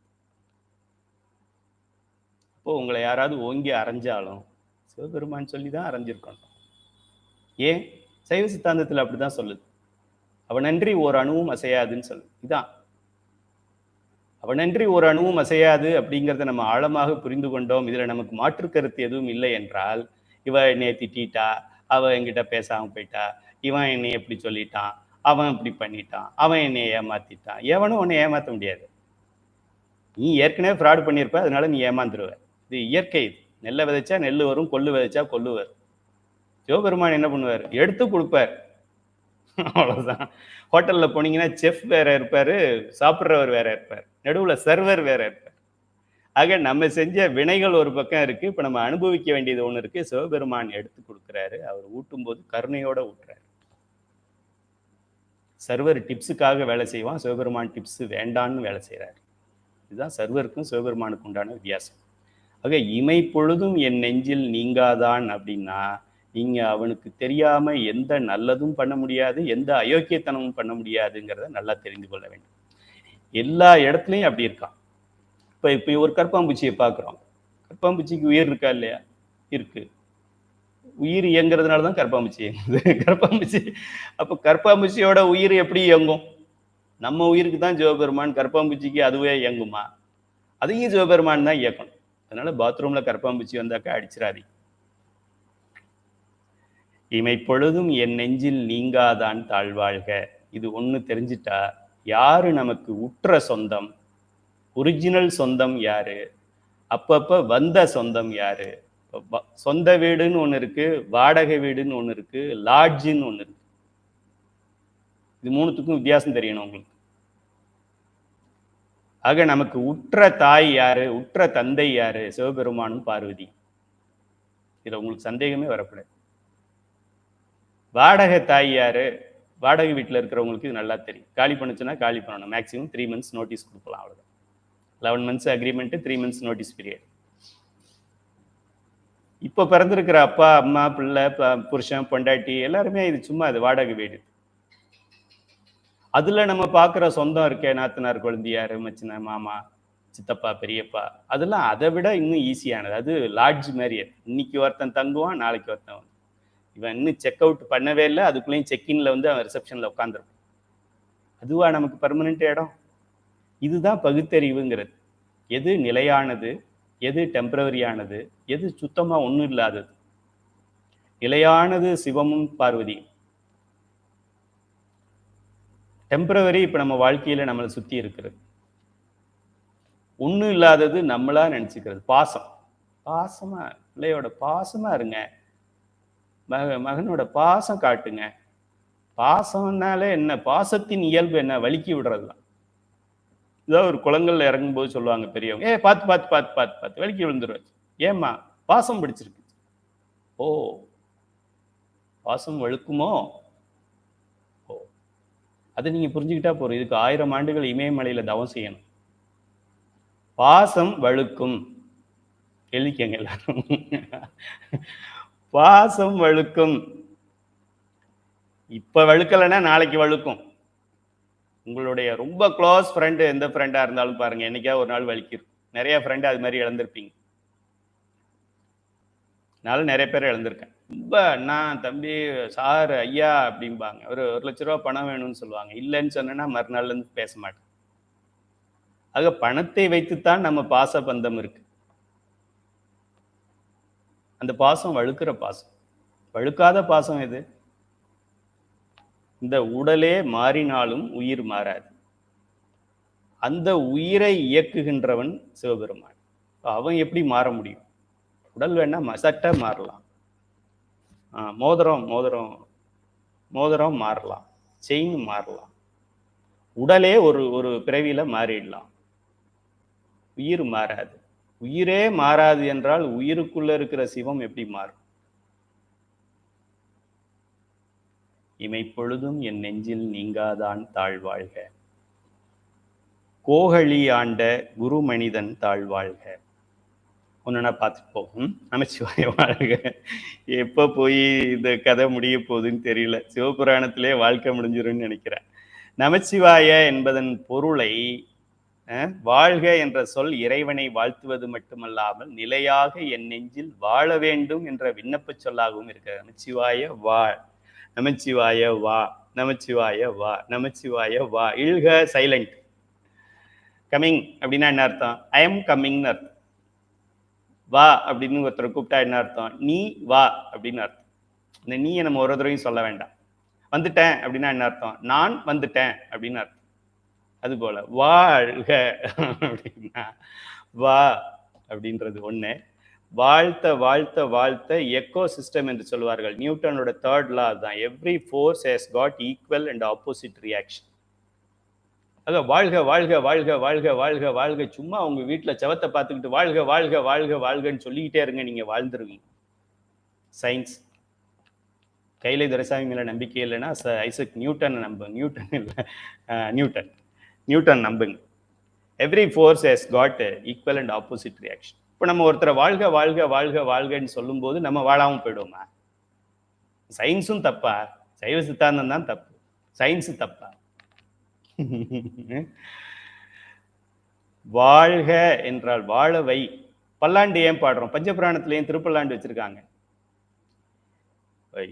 என்ன 4500 பெரிய புராணத்துல இருந்து ஒரு பாட்டு, 3000 திருமந்திரம் இருக்கு, அதுல இருந்து பாட்டே கிடையாது.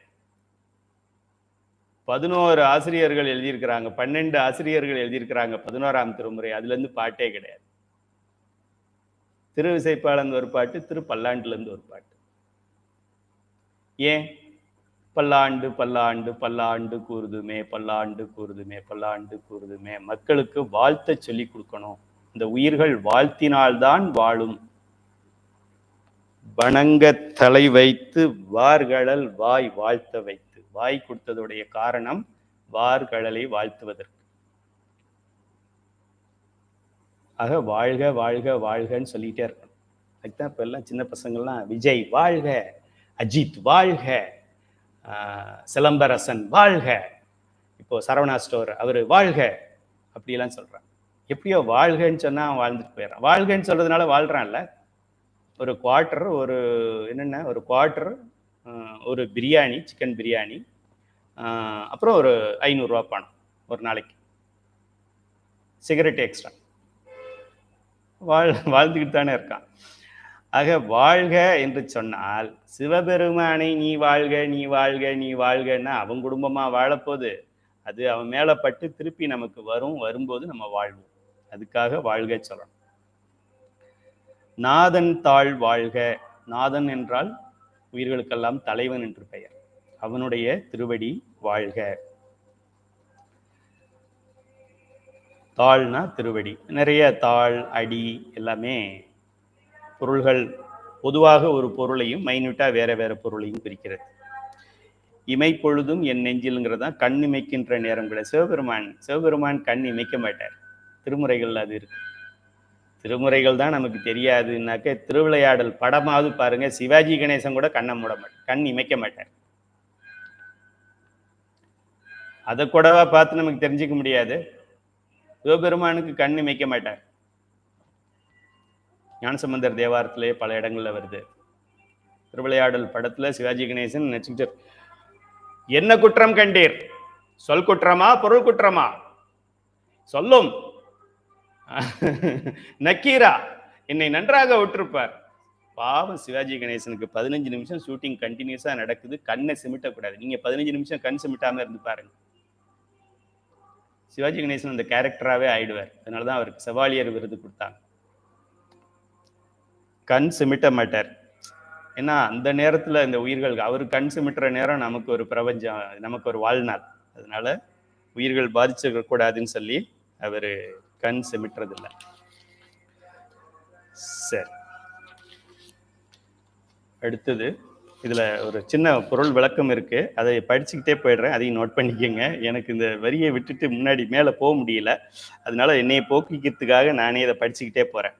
கண் இமைக்கும் நேரம் கூட நம்மை விட்டு நீங்காதவன் அப்படின்னு பொருள்.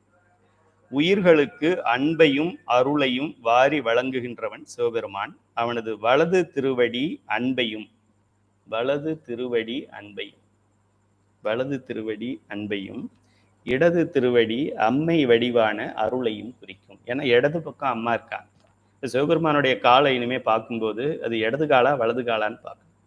மதுரையில போய் பார்க்காதீங்க, மதுரையில மட்டும் மாறி இருக்கும், மற்ற எல்லா இடங்கள்லையும் ஒரே மாதிரி தான் இருக்கும்.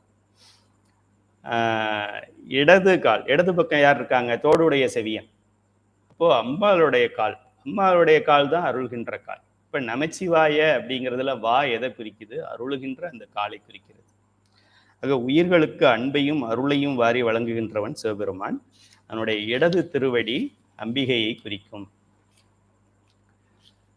பெற்றோர், மனைவி, கணவன், மக்கள், உறவினர், நண்பர், அறிமுகமானவர்கள் ஆகியோர் சந்தர்ப்ப சூழ்நிலைகளில் நம்மை விட்டு அவ்வப்போது நீங்குவதும் இணைவதும், நமது ஊரில் மின்சாரம் அவ்வப்போது போவதும் வருவதும் போல நடந்து வருகிறது. கரண்ட் எப்போ வரும் நமக்கு தெரியாது, கரண்ட் எப்போ போகும் அதுவும் நமக்கு தெரியாது.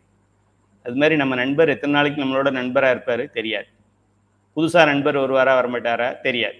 உனக்கு என்னதான் தெரியும்? ஒன்றும் தெரியாது. சரி, இப்போ என்ன தெரியும்? பதி, பசு, பாசம் தெரியும். இது 3 தெரிஞ்சா போதும். சிவபெருமான் நமது முற்பிறவிகளிலும் இந்த பிறவியிலும் இனி வரும் பிறவிகளிலும் முத்தி நிலையிலும் கூட நம்மை விட்டு நீங்காதவன். இதையும் தெரிஞ்சுக்கணும். அப்படியே நம்ம மேலே போயிட்டோம் அப்படின்னா அப்புறம் அப்படியே போயிடுவோம் அப்படிலாம் கிடையாது. அங்கேயும் அவன் தான் ஆட்சி செய்யும். உயிர்கள் என்றும் என்றும் என்றும் என்றும் சாயுச்சியத்திலும் இறைவனுக்கு அடிமை. உயிர்கள் இறைவனுக்கு அடிமை. திருநாவுக்கரசருடைய வாழ்க்கை நெறியது தாச மார்க்கம் என்று பெயர். ஆக உயிர்களை விட்டு இறைவன் நீங்க மாட்டான். அவனுக்குள்ளதானே இதெல்லாம் இருக்கு. அதனால எப்படி நாம நீங்கிறது? அவன் நீங்க மாட்டான்.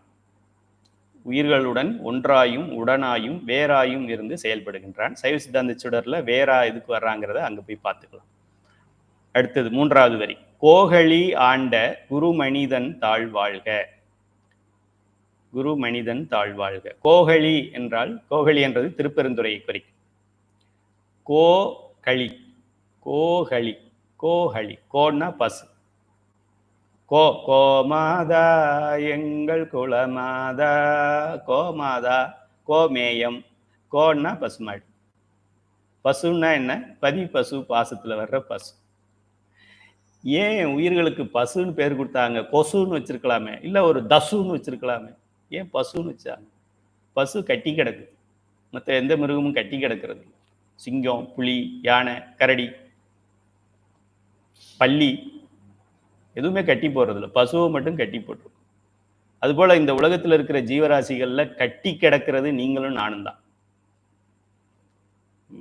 வீட்டுக்காரர் வீட்டுக்காரர் வீட்டுக்காரர் வீட்டுக்காரர் வீட்டுக்காரி வீட்டுக்காரி வீட்டுக்காரி வீட்டு, அம்மா அம்மா அம்மா, அப்பா பிள்ளை பிள்ளை பிள்ளை, பேரன் பேரன் பேரன், பேத்தி பேத்தி பேத்தி, அக்கா அக்கா அக்கா, தங்கச்சி தங்கச்சி தங்கச்சி. பாசம் வழுக்கும். இந்த கட்டுக்குள்ள கிடந்து நம்ம இறைவனை அடைய முடியாம போயிடும். ஒருத்தர் சொன்னார், இந்த வாழ்க்கையில சொந்தத்தெல்லாம் திருப்திப்படுத்திட்டு அடுத்த வாழ்க்கையில நான் படிச்சுக்கிறேன். அது சரி, அடுத்த வாழ்க்கை எப்படி இருக்கும் நமக்கு எப்படி தெரியும்? பாசத்திலே இருந்தீங்கன்னா வலிக்குதான் விடும். சரி, கோகழி என்றால் இன்னொரு பெரிய பொருள் என்றும் பெயர். களி என்றால் துறை என்று பெயர். திருப்பெருந்துறை, திருப்பெருந்துறைன்னு சொல்றோம் இல்லையா, ஆவுடையார் கோயில். அதனால கோகழி என்று அதுக்கு திருப்பெருந்துறைக்கு, அது இப்போ ஆவுடையார் கோயில், அது திருப்பெருந்துறை. அதை கோகழி என்றும் சொல்லலாம். பெருந்துறை அப்படிங்கிறதுனால கோகழி அப்படின்னு சொல்லலாம். கோகழி அப்படின்னு நம்ம இன்னொரு பொருளும் அதுல இருந்து எடுத்துக்கலாம். கோ என்றால் பசு, பசுத்தன்மை கழிக்கக்கூடிய இடம். நீங்க அங்க போனீங்க அப்படின்னா, திருப்பெருந்துறை ஆவுடையார் கோவில் போனா அங்க சுவாமிக்கு அந்த லிங்கம் இது கூட கிடையாது. அது ஆத்மநாதர், ஆத்மா தான் அங்க இருக்கு, உடல் அங்க இல்லை. அம்பாள் மற்ற இடத்துல எல்லாம் போனீங்கன்னாக்க கற்பகவல்லியா இருப்பாங்க, பெரிய நாயகியா இருப்பாங்க, அமராவதியாக இருப்பாங்க, பார்வதியாக இருப்பாங்க. அங்க ஆவுடையார் கோயில் போனீங்கன்னா அம்மா இருக்க மாட்டாங்க. அம்மா யோகாம்பாள், யோக நிலையில இருப்பாங்க. அவங்க உருவம் இருக்காது, காலடி மட்டும்தான் இருக்கும். ஆக சிவலிங்கத்துக்கு லிங்கம் கிடையாது, சாமிக்கு அம்பாளுக்கு உருவம் கிடையாது. ஏன்? அங்க ஆத்மா மட்டும்தான் இருக்கு. ஆத்மநாதரும் ஆத்மநாதியும் இருக்காங்க. ஏன்? பசு நீங்கிடுச்சு. பசு நீங்கிட்டதுனால மீதி இருக்கிறது உன்னதமான ஆத்மா. அதனாலதான் அந்த கோவில் அந்த மாதிரி அமைக்கப்பட்டிருக்கு.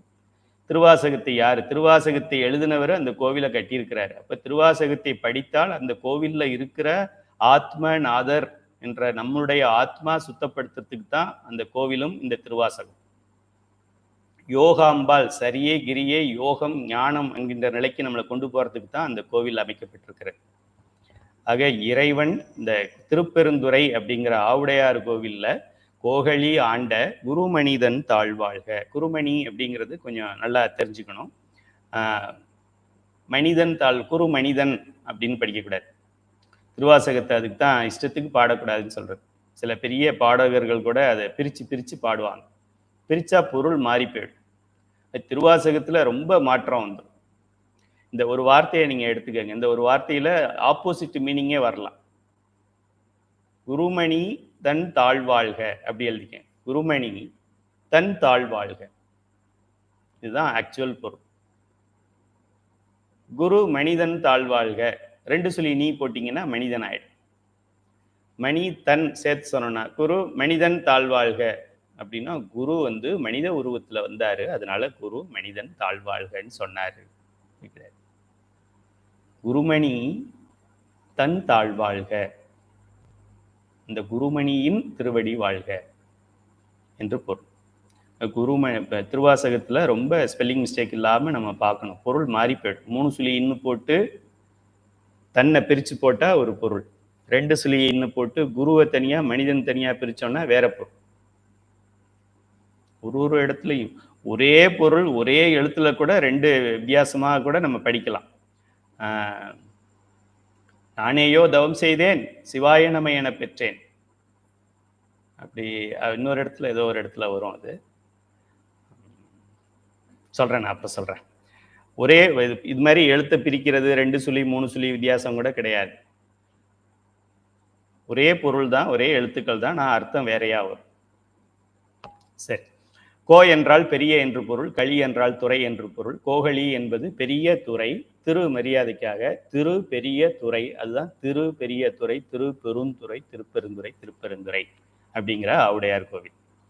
4வது வரி, ஆகமமாகி நின்று அன்னிப்பான் தாழ்வாழ்க. ஆகமமாகி, ஆகமம், ஆகமமே அவன்தான், நான் மறைகளும் அவன்தான். இந்த திருவாசகம் மட்டும்தான் அவன் எழுதுனது, மற்றது எல்லாமே அவன்தான்.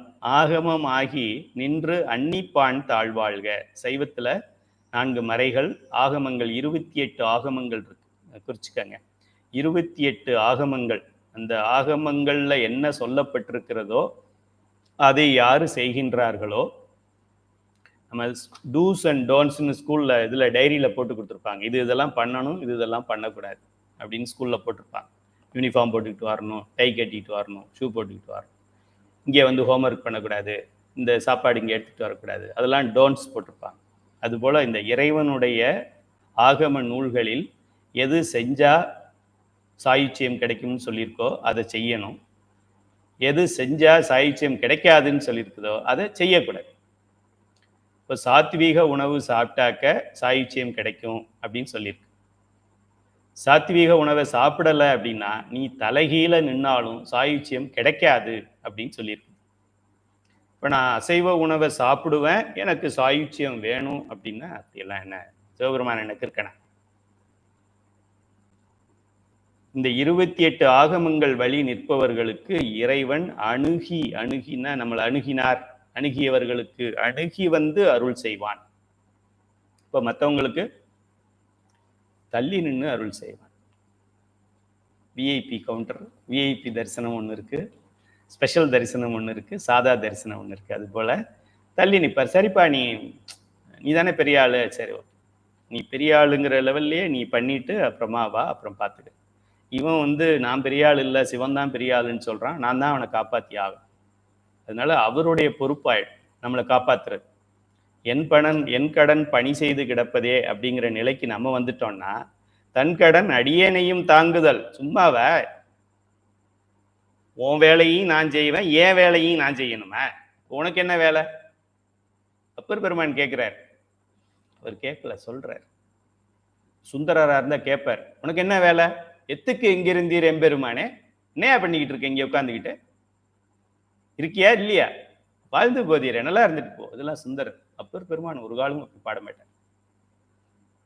என் கடன் பணி செய்து கிடப்பதே அப்படின்னா செஞ்ச பின்னாடி தன் கடன் அடியேனையும் தாங்குதல். Law of giving and receiving. கொடுக்கணும், கிடைக்கும். வாழ்க வாழ்க வாழ்கன்னு சொன்னா நம் வாழ்த்தப்படுவோம். நல்லா இருங்க நல்லா இருங்க நல்லா இருங்கன்னு கை தட்டினா நம்ம ஸ்டேஜில் நிற்கும் போது 1000 பேர் கை தட்டுவாங்க. எதை அடுத்தவருக்கு இன்பம் கொடுத்தா நமக்கு இன்பம், அடுத்தவங்களுக்கு துன்பம் கொடுத்தா நமக்கு துன்பம், நமக்கு போட்டு கொடுத்தா நம்மளை போட்டு கொடுப்பாங்க, நம்ம காலை வாரினா நம்ம காலை வருவாங்க, நம்ம பொய் சொன்னா நமக்கு பொய் சொல்லுவாங்க. இதெல்லாம் சிம்பிள் எல்கேஜி மேட்டர்.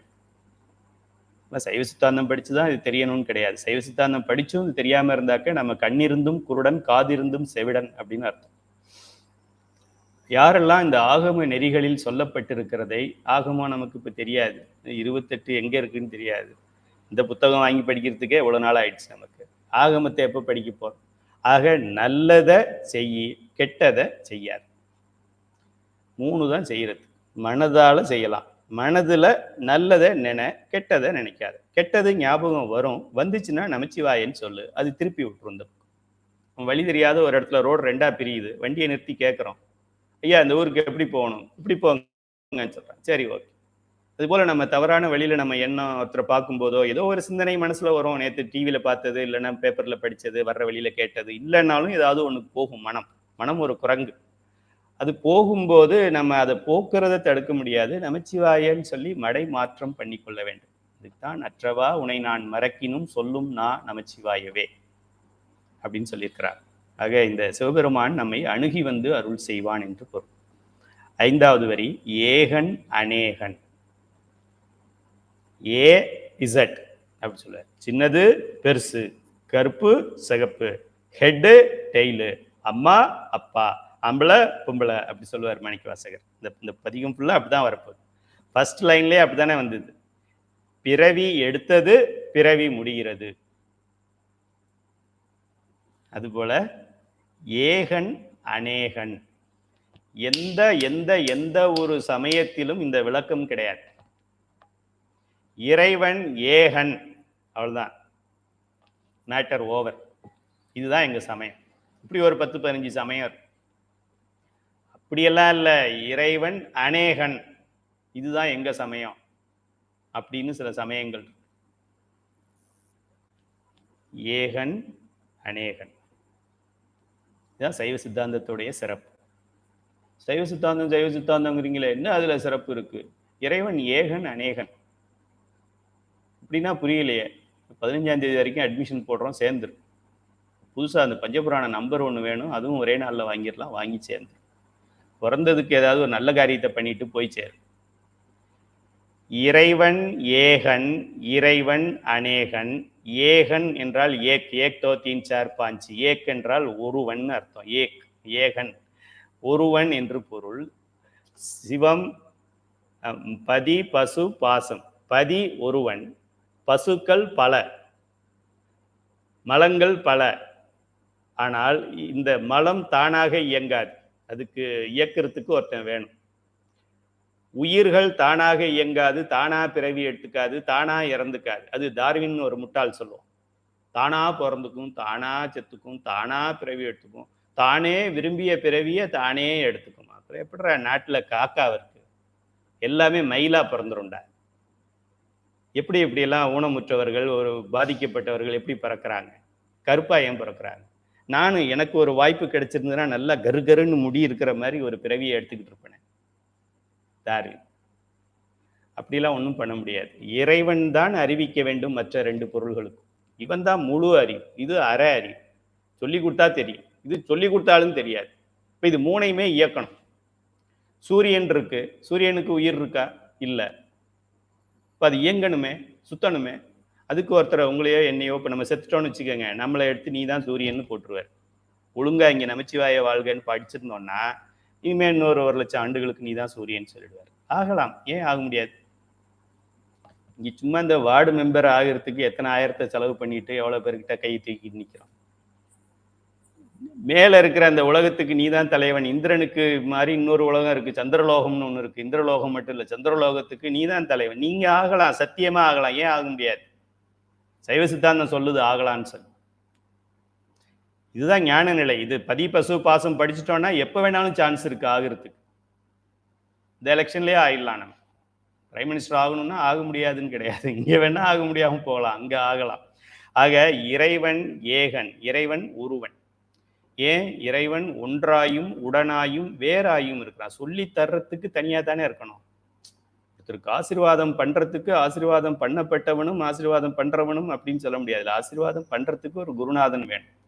நமக்கு ஞானத்தை ஊட்டுவதற்கு குருநாதனாக வரும்போது நான் குரு நீ சிஷ்யன் என்று நமக்கு நயன தீக்கை ஸ்பரிச தீக்கை பண்ணி வைப்பானே தவிர மற்ற நேரங்கள் எல்லாத்துலேயும் ஒன்றாயும் உடனாயும் தான் அவன் இருக்கான். எல்லா ஜீவராசிகளிலும் அவன் இருக்கான். நீங்கள் ஏதாவது ஒரு பொருளை பாருங்க, அதில் சிவன் இல்லையான்னு பாருங்க. முதல்ல உயிருள்ள பொருளை பாருங்க. ஒரு செடியை பாருங்க, அதில் சிவம் இல்லாமல் இருக்குமா? Simple logic. சைவ சித்தாந்தம் படித்தா உலகத்தை எளிமையாக தெரிந்து கொள்ளலாம். நாசால கூட அப்படி தெரிஞ்சுக்க முடியாது. புல்லு வளருது. வளருதுன்றா ஏதோ உள்ள ஒரு ஆற்றல் இருக்கு, அதனால தான் வளருது. ஆற்றல் இருக்குன்னா என்ன அர்த்தம்? உயிர் இருக்குன்னு அர்த்தம். இல்லைன்னா வளராது. கல்லு வளரல, புல்லு வளருது. அப்போ இதுல ஏதோ ஒன்று டிஃபரெண்டா இருக்கு. என்ன இருக்கு? உயிர் இருக்கு. உயிர்னு ஒன்று இருந்தா அந்த உயிருக்குள்ள சிவம் இருக்கு. இது எழுதப்படாத உண்மை, எழுதிய உண்மை. இறைவன் அவன் இறைவனாக இருந்து இந்த உயிர்களுக்கு சிவமாயி, திரோதான சக்தியாகி, அருள் சக்தியாகி, படைத்தல், காத்தல், ஒடுக்குதல், மறைத்தல், அருளுதல், இந்த 5 தொழிலெல்லாம் பண்ணும்போது அவன் அப்படி இருந்து பண்ணுவான். ஏகன் உயிர்களோட இருந்து இதை இயக்கணும். சின்ன குழந்தைய வளர்க்குறவங்களுக்கு இது தெரியும். சிவபெருமானும் சிவபெருமாட்டியும் நம்மளை எப்படி வளர்க்குறாங்கன்னு சொல்லி அந்த பிள்ளை பண்றதையே உங்க பண்ணணும். இது ஒரு வாய் எடுத்து வை அப்படின்னா, இங்க பாரு அம்மா சாப்பிட்றேன் பாரு அப்படின்னு அப்புறம் ஒரு வாய் சாப்பிட்டா தான் அந்த பிள்ளை ஒரு வாய் சாப்பிடும். இந்த அம்மா சும்மா இப்படி எடுத்துட்டு இப்படி கீழே போட்டுருவாங்க. இருந்தாலும் ஏதோ அம்மா சாப்பிட்டா தான் பிள்ளை சாப்பிடும். அப்படி சில பிள்ளைங்க வளர்ந்துருக்குறோம். நம்மளும் வளர்ந்துருக்கோம் சின்ன வயசுல. இறைவன் இந்த பிள்ளைங்களுக்காக அவரு சாப்பிட்றாரு. பால் கொடுக்குற தாய்மார்கள், தாய்ப்பால் கொடுக்குறவங்க தெரியும். பிள்ளைக்கு லூஸ் மோஷன்னா நம்ம மாத்திரை மருந்து, நம்ம சிறப்பு சாப்பிட்ருக்கோம். இதெல்லாம் சாப்பிடாத, பிள்ளைக்கு லூஸ் மோஷன் ஆகிடும். இதெல்லாம் சாப்பிடு, அதுக்கு அது சரியாகும். நீ இது கத்திரிக்காய் சாப்பிட்டதுனால தான் பிள்ளைக்கு அரிக்குது அப்படிலாம் சொல்லியிருக்கிறாங்க சின்ன வயசுல. அது என்ன ஒரு இது ஒன்று போடுவாங்க, பாட்டியோட இது. சரி. ஆக இறைவன் ஏகன் அநேகன் இது தெரிஞ்சிருச்சுன்னா நீங்க எந்த பட்டிமன்றத்துல என்ன விவேகானந்தர் தான் போய் சிகாகோவில் பேசணும்னு கிடையாது. நீங்களும் விவேகானந்தர் தான். உங்க மேடையெல்லாம் சிகாகோ மேடை தான். விவேகானந்தர் என்ன பண்ணாரு? எல்லாம் ஏகன் அநேகன் சொன்னார். மை பிரதர்ஸ் அண்ட் சிஸ்டர்ஸ்ன்னு சொன்னார். ஏன் அப்படி சொன்னாரு? ஏகன் ஒருத்தன் தான் படைக்கிறான். நீ அமெரிக்காவில் இருக்கிறதுனால உன்னை வேற யாரும் படைக்கலைங்கிறத ரொம்ப விளக்கமா சொல்லாம சுருக்கமா சொன்னார். அதனாலதான் வரலாற்றுல பொறித்திருக்கிறாங்க அவர் பேசினது. அதை நீங்களும் பேசலாம். நீங்க பேசுறதுக்கு என்ன வேணும்? இந்த திருவாசகத்தை படிச்சா போறோம். 4வது வரியிலே இருக்கு, 5வது வரி. ஏகன் அநேகன். உங்க கடவுள் எப்படிப்பட்டவர்? ஏகன் அநேகன். சரி, இந்த கோழி வெட்டுறா, ஆடு வெட்டுறா, ஆடும் ரொம்ப வயசான ஆடை வெட்டாதரா, இளமையான ஆடா பார்த்து வெட்டுறா அப்படி கேட்குது இல்ல ஒரு சாமி. அந்த சாமி ஏகனா அநேகனா? கொஞ்சம் நின்று யோசிச்சு பாருங்க. அதுக்கிட்டே கேளுங்க. ஒரு ஆட்டை வெட்டி கேளுங்க. இந்தா நீ கேட்டதை கொடுத்துட்டேன், இப்போ நான் கேட்கறதுக்கு நீ பதில் சொல். நீ ஏகனா அநேகனா? உனக்கு பிறவி உண்டா, பிறவி இல்லையா? நீ அணுத்தரும் தன்மை உடையவனா இல்லையா? நீ நமச்சிவாயத்துல சீயா, யாவா, நாவா? இந்த 5 இந்த 3 பொருள் இல்லாம வேற பொருளே இல்லைன்னு சொல்லிட்டாரு. சிவம்னு சொன்னாரு, நீ சிவமா? நிச்சயமா இல்லை. உயிர்கள்னு சொன்னாரு, நீ உயிரா? இருக்கலாம். ஜடம்னு சொன்னாரு, ஜடமா? இருக்கலாம். சிவமாக இருக்க முடியாது. ஏன்னா சிவம் ஒன்று தானே, சிவபெருமான் தானே. சிவங்கள் கிடையாது. சிவம் ஒண்ணுதான். ஏகன் அநேகன் என்றால் ஏக்குனா ஒன்னுன்னு அர்த்தம். ஏகம் என்றால் ஒன், அநேகன் என்றால் பல. இறைவன் தன் சுய நிலையில், அதாவது சொரூப நிலையில் ஒருவனாகியும் அடியார்கள் நினைக்கும் பல வடிவம் உடையவனாகவும் தோன்றுவான். யாரு எப்படி வேண்டுறமோ அவனை அப்படி அந்த ஆளுக்கு அருள் செய்வான். சிவபெருமான குழந்தை மாதிரி நடத்துறவங்களாம் இருக்கிறோம். நம்ம வகுப்புலேயே ஒரு அம்மையார் இருக்கான். அவன் எனக்கு பிள்ளைன்னு சொல்லுவான், என் பையன் அப்படின்னு சொல்லுவான். இன்னொரு அம்மையார் சொல்லுவாங்க, அவர் தான் எனக்கு கணவன் அப்படின்னு சொல்லுவாங்க. இன்னொரு அம்மையார் அவர் எனக்கு நண்பன் போல அப்படின்னு. இல்லை, சிவபெருமான் எனக்கு தோழி போலன்னு ஒரு அம்மா சொல்றாங்க. ஆக சிவபெருமான் எனக்கு தோழி என்று நினைக்கின்ற பெண்ணுக்கு அவன் தோழியாகவே இருந்து அருள் செய்கின்றான். சிவபெருமான் எனக்கு கணவன், எனக்கு இன்னும் திருமணமாகலே, என்னுடைய கணவன் என்னோட இல்லை அப்படின்னு நினைக்கிறவங்களுக்கு கணவனாகவே இருந்து அருள் செய்கிறான். பிள்ளை இல்லாதவங்களுக்கு பிள்ளையா இருக்கான், அப்பா இல்லாதவனுக்கு அப்பா இருக்கான், அம்மாவா இல்லாதவனுக்கு அம்மாவா இருக்கான், நண்பர்கள் இல்லாதவர்களுக்கு நண்பராக இருக்கிறான். 4 வகையில தான் இருக்க முடியும். ஒன்று அப்பா புள்ள உறவா இருக்கலாம், இல்லைன்னா முதலாளி தொழிலாளி உறவா இருக்கலாம், இல்லைன்னா தோழமை உறவா இருக்கலாம், இல்லைன்னா தலைவன் தலைவி உறவாக இருக்கலாம். அதுக்கு தான் 4வர் கொடுத்தாங்க, இல்லைன்னா 7வர் கொடுத்துருக்கலாம். ஏகன் அநேகன் அவன் இந்த உயிர்களுக்காக அநேகன் ஆகிறான், அநேகனா இருந்து வேலை செய்கிறான். அடியார்கள் நினைக்கும் வடிவம் உடையவனாய் தோன்றுவான். அப்பர் பெருமானுடைய பதியங்கள்ல எல்லா பதியங்களையும் இது வந்துகிட்டே இருக்கும். அவரவர் விருப்பத்திற்கு அது போல இருந்து அருள் செய்வான் அப்படின்னா இருக்கு. சரி, உதாரணமாக தங்க கட்டி, கோல்டு பிஸ்கெட். கோல்டு பிஸ்கெட்டா இருக்கிற ஒரு கோல்டு பிஸ்கெட் என்ன ஆகுது அப்படின்னா, அவரவர் விருப்பத்திற்கு ஏற்ப செயினாகவும் ஆகும், செயினாகவும் பண்ணிக்கலாம், செயினாகவும் பண்ணிக்கலாம். வேற என்ன பண்ணலாம்? மோதிரமா பண்ணிக்கலாம், தோடு பண்ணிக்கலாம், நெக்லஸ் பண்ணிக்கலாம், எப்படி வேணாலும் மாற்றி மாற்றி பண்ணிக்கலாம். எல்லாருக்கும் தோடு பிடிக்குமா? பிடிக்காது. சாரி, மோதிரம் பிடிக்குமா? பிடிக்காது. எல்லாருக்கும் தோடு பிடிக்குமா? போட்டுக்க முடியுமா? முடியாது. எல்லாருக்கும் மூக்குத்தி பிடிக்குமா? பிடிக்காது. ஆக அவரவர்கள் விருப்பத்திற்கு அந்த பிஸ்கெட்டு ஒன்று தான். அது 22 கேரட்டு 24 கேரட், அது கான்ஸ்டன்ட். ஆனால் குடும்பத்தில் இருக்கிறவங்கள பையனுக்கு எனக்கு பிரேஸ்லெட் வேணும்னு சொல்கிறான், பொண்ணு எனக்கு இப்படி வேணும்னு சொல்லுது, அம்மா எனக்கு செயின் வேணுன்றாங்க, இன்னொருத்தவங்க மோதிரமா வேணுன்றாங்க. யாராவது வெளிநாட்டில இருந்து ஒரு 50 கிராம் இல்லைன்னா 1 கிலோ தங்க கட்டி கொண்டு வந்தால் ஆளுக்கு பிரித்து அவங்கவுங்க விருப்பத்துக்கு பயன்படுத்திக்கிறோம். கோல்டு. அதுபோல உயிர்களுக்கு அந்தந்த அடியார்களுடைய விருப்பத்திற்கு, அந்தந்த உயிர்களுடைய பக்குவத்திற்கு ஏற்றாற்போல் அந்தந்த உயிர்களுக்கு அருள் செய்வான். எல்லாத்துக்கும் ஒரே அருள் கிடையாது. மேஜரா இந்த 4 குரூப் வச்சிருக்காங்க. சரியை, கிரியை, யோகம், ஞானம்னு 4 ஸ்டாண்டர்டு பிரிச்சிருக்கிறாங்க. ப்ரீகேஜி, எல்கேஜி, யூகேஜி, ஃபர்ஸ்ட் ஸ்டாண்டர்டுங்கிற மாதிரி 4 நிலைகள், படிநிலைகள் வைத்திருக்கிறாங்க. அந்தந்த உங்களுக்கு ஒரு பிராடா சொல்றது. ஞானத்திலேயே எல்லாம் ஒரே மாதிரி ஞானமா இருப்பாங்க. ஞானத்திலே நம்ம பாடத்துல ஞானத்தில் சரியை, ஞானத்தில் கிரியை, ஞானத்தில் யோகம், ஞானத்தில் ஞானம் இருக்கு.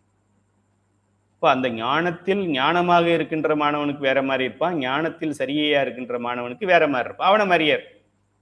இதான் நம்ம பெருமானுடைய. வேற எந்த ஒரு மதத்திலும் எந்த ஒரு கடவுளும் இந்த மாதிரியான டெஃபினேஷன் கிடையாது. இதுதான் சிவனை பற்றியது என்னன்னு தெரிஞ்சுக்கிட்டா அவசியம் தெரிஞ்சுக்க வேண்டிய சப்ஜெக்ட் இது. ஆக இறைவன் இப்போ நெக்லஸா இருக்கு, அது வேற, செயினா இருக்கு, அது வேற கிடையாது. கோல்டா இருக்கும்போது எல்லாம் ஒண்ணு. குடும்பத்தில் இருக்கிறவங்க விருப்பத்திற்கு ஏற்றாற்போல் மாறி மாறி இருக்கிறது. ஆஹா, வாழ்க சொல்றதுலயே இவ்வளவு நேரம் ஆகிவிட்டது. பரவாயில்ல, வாழ்த்துறதில் நமக்கு முக்கியம்தான். வாழ்க 6 வாழ்க இருக்கு. அடுத்ததாக வெல்க பார்க்க போறோம். வெல்க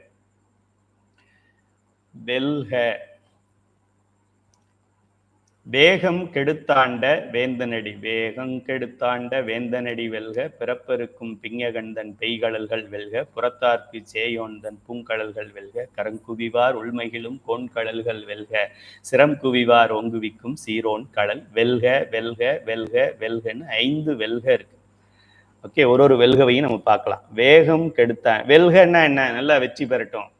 நீ கூட நம்ம பாரத பிரதமர் என்ன பண்ணாரு, இந்த போட்டிக்கு போறவங்களுக்குலாம் ஒலிம்பிக்கா ஏதோ ஒரு இதுக்கு போறவங்கள்ட்ட எல்லாத்தையும் ஃபோன்ல தொடர்பு கொண்டு எல்லாரும் நீங்க வரும்போது மெடலோட வரணும்னு சொல்லியிருக்கிறார். இதுக்கு பேர் சுயநலமா பொதுநலமா? இந்திய வீரர்கள் அனைவரும் வரும்போது அந்தந்த ஃபீல்டுல குத்துச்சண்டையில் இருக்கிறவன் குத்துச்சண்டை கோல்டு மெடல் நீ வாங்கிட்டு வந்துடும். சரியா? நீ என்ன விளையாட்டுக்கு போற? ஈட்டி எறிதலா? ஈட்டி எறிதல்ல ஃபர்ஸ்ட் பிரைஸ் நீ தான் வாங்கிட்டு வர. இதுக்கு பேரு சுயநலமா பொதுநலம்? அநேகன் எங்க இருக்கு? இப்போ அமெரிக்காவில் இருக்கிறவன்லாம் சிவபெருமான் படைக்காதவனா? அமெரிக்காவில் இருக்கிறவனோட உயிர்ல சிவபெருமான், அமெரிக்காவில் இருக்கிறவனுக்கு உயிர் இருக்கா இல்லையா? முதல்ல டார்வினை விட்டுருங்க, சைவ சித்தாந்தம் என்ன சொல்லுது? டார்வினுக்கே உயிர் இருக்கு, அவன் உயிருக்குள்ள சிவம் இருக்கு. அப்புறம் ஏன் சிவம் அப்படி எழுத சொன்னாரு? அவன் அப்படி வேண்டுனா அதனால அவனுக்கு அப்படி அருள் செய்தார். திருநாளை போவாருக்கு ஏன் வெளியில நின்று கும்பிட சொன்னாரு? திருநாளை போவார் வெளியில நின்றுதான் கும்பிடணும்னு நினைச்சாரு, அதனால வெளியிலேயே நிக்க வச்சு நந்தியை விலகி காட்சி கொடுத்தார். கண்ணப்பருக்கு என்ன பண்ணாரு? கண்ணப்பர் பண்ணதெல்லாம் எப்படி ஏத்துக்கிட்டாரு? கண்ணப்பர் போடு துப்புனாரு, வாயில நீர் கொண்டு வந்து சிவலிங்கத்து மேல துப்புனார். கரிய படைச்சார், ஏத்துக்கிட்டாரு சாமி. ஏன்? கரியை படைச்சா சிவபெருமான் சாப்பிடுவாருன்னு இந்த பக்தன் நினைக்கிறதுனால கறி படைக்கிறதை ஏத்துக்கிறார். கோயிலுக்குள்ள போனா தீட்டுன்னு அவன் நினைக்கிறதுனால தீட்டு பிறவியை மாத்திக்கிட்டு புனித பிறவின்னு ஒண்ணு நீ நினைச்சுக்கிட்டு இருக்கிறிய. ஐயர்னா புனிதம், அந்தணர்கள்னா புனிதம் நினைக்கிறிய, அந்தணர் ட்ரெஸ் மாத்திக்கிட்டு உள்ளவான்னு சொல்றாரு. ஏன்னா அவரவர் நிலையில் இருந்து அவரவருக்கு அருள் செய்வான் சிவபெருமான். வேற நாட்டுல எந்த கடவுளும் எந்த மதத்திலையும் அப்படி கிடையாது.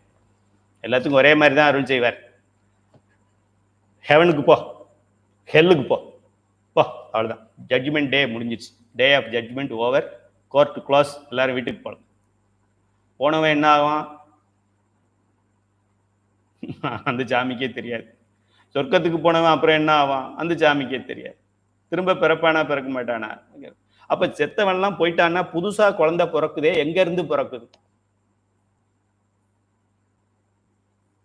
ஏன்பா பதில் சொல்லணும்ல.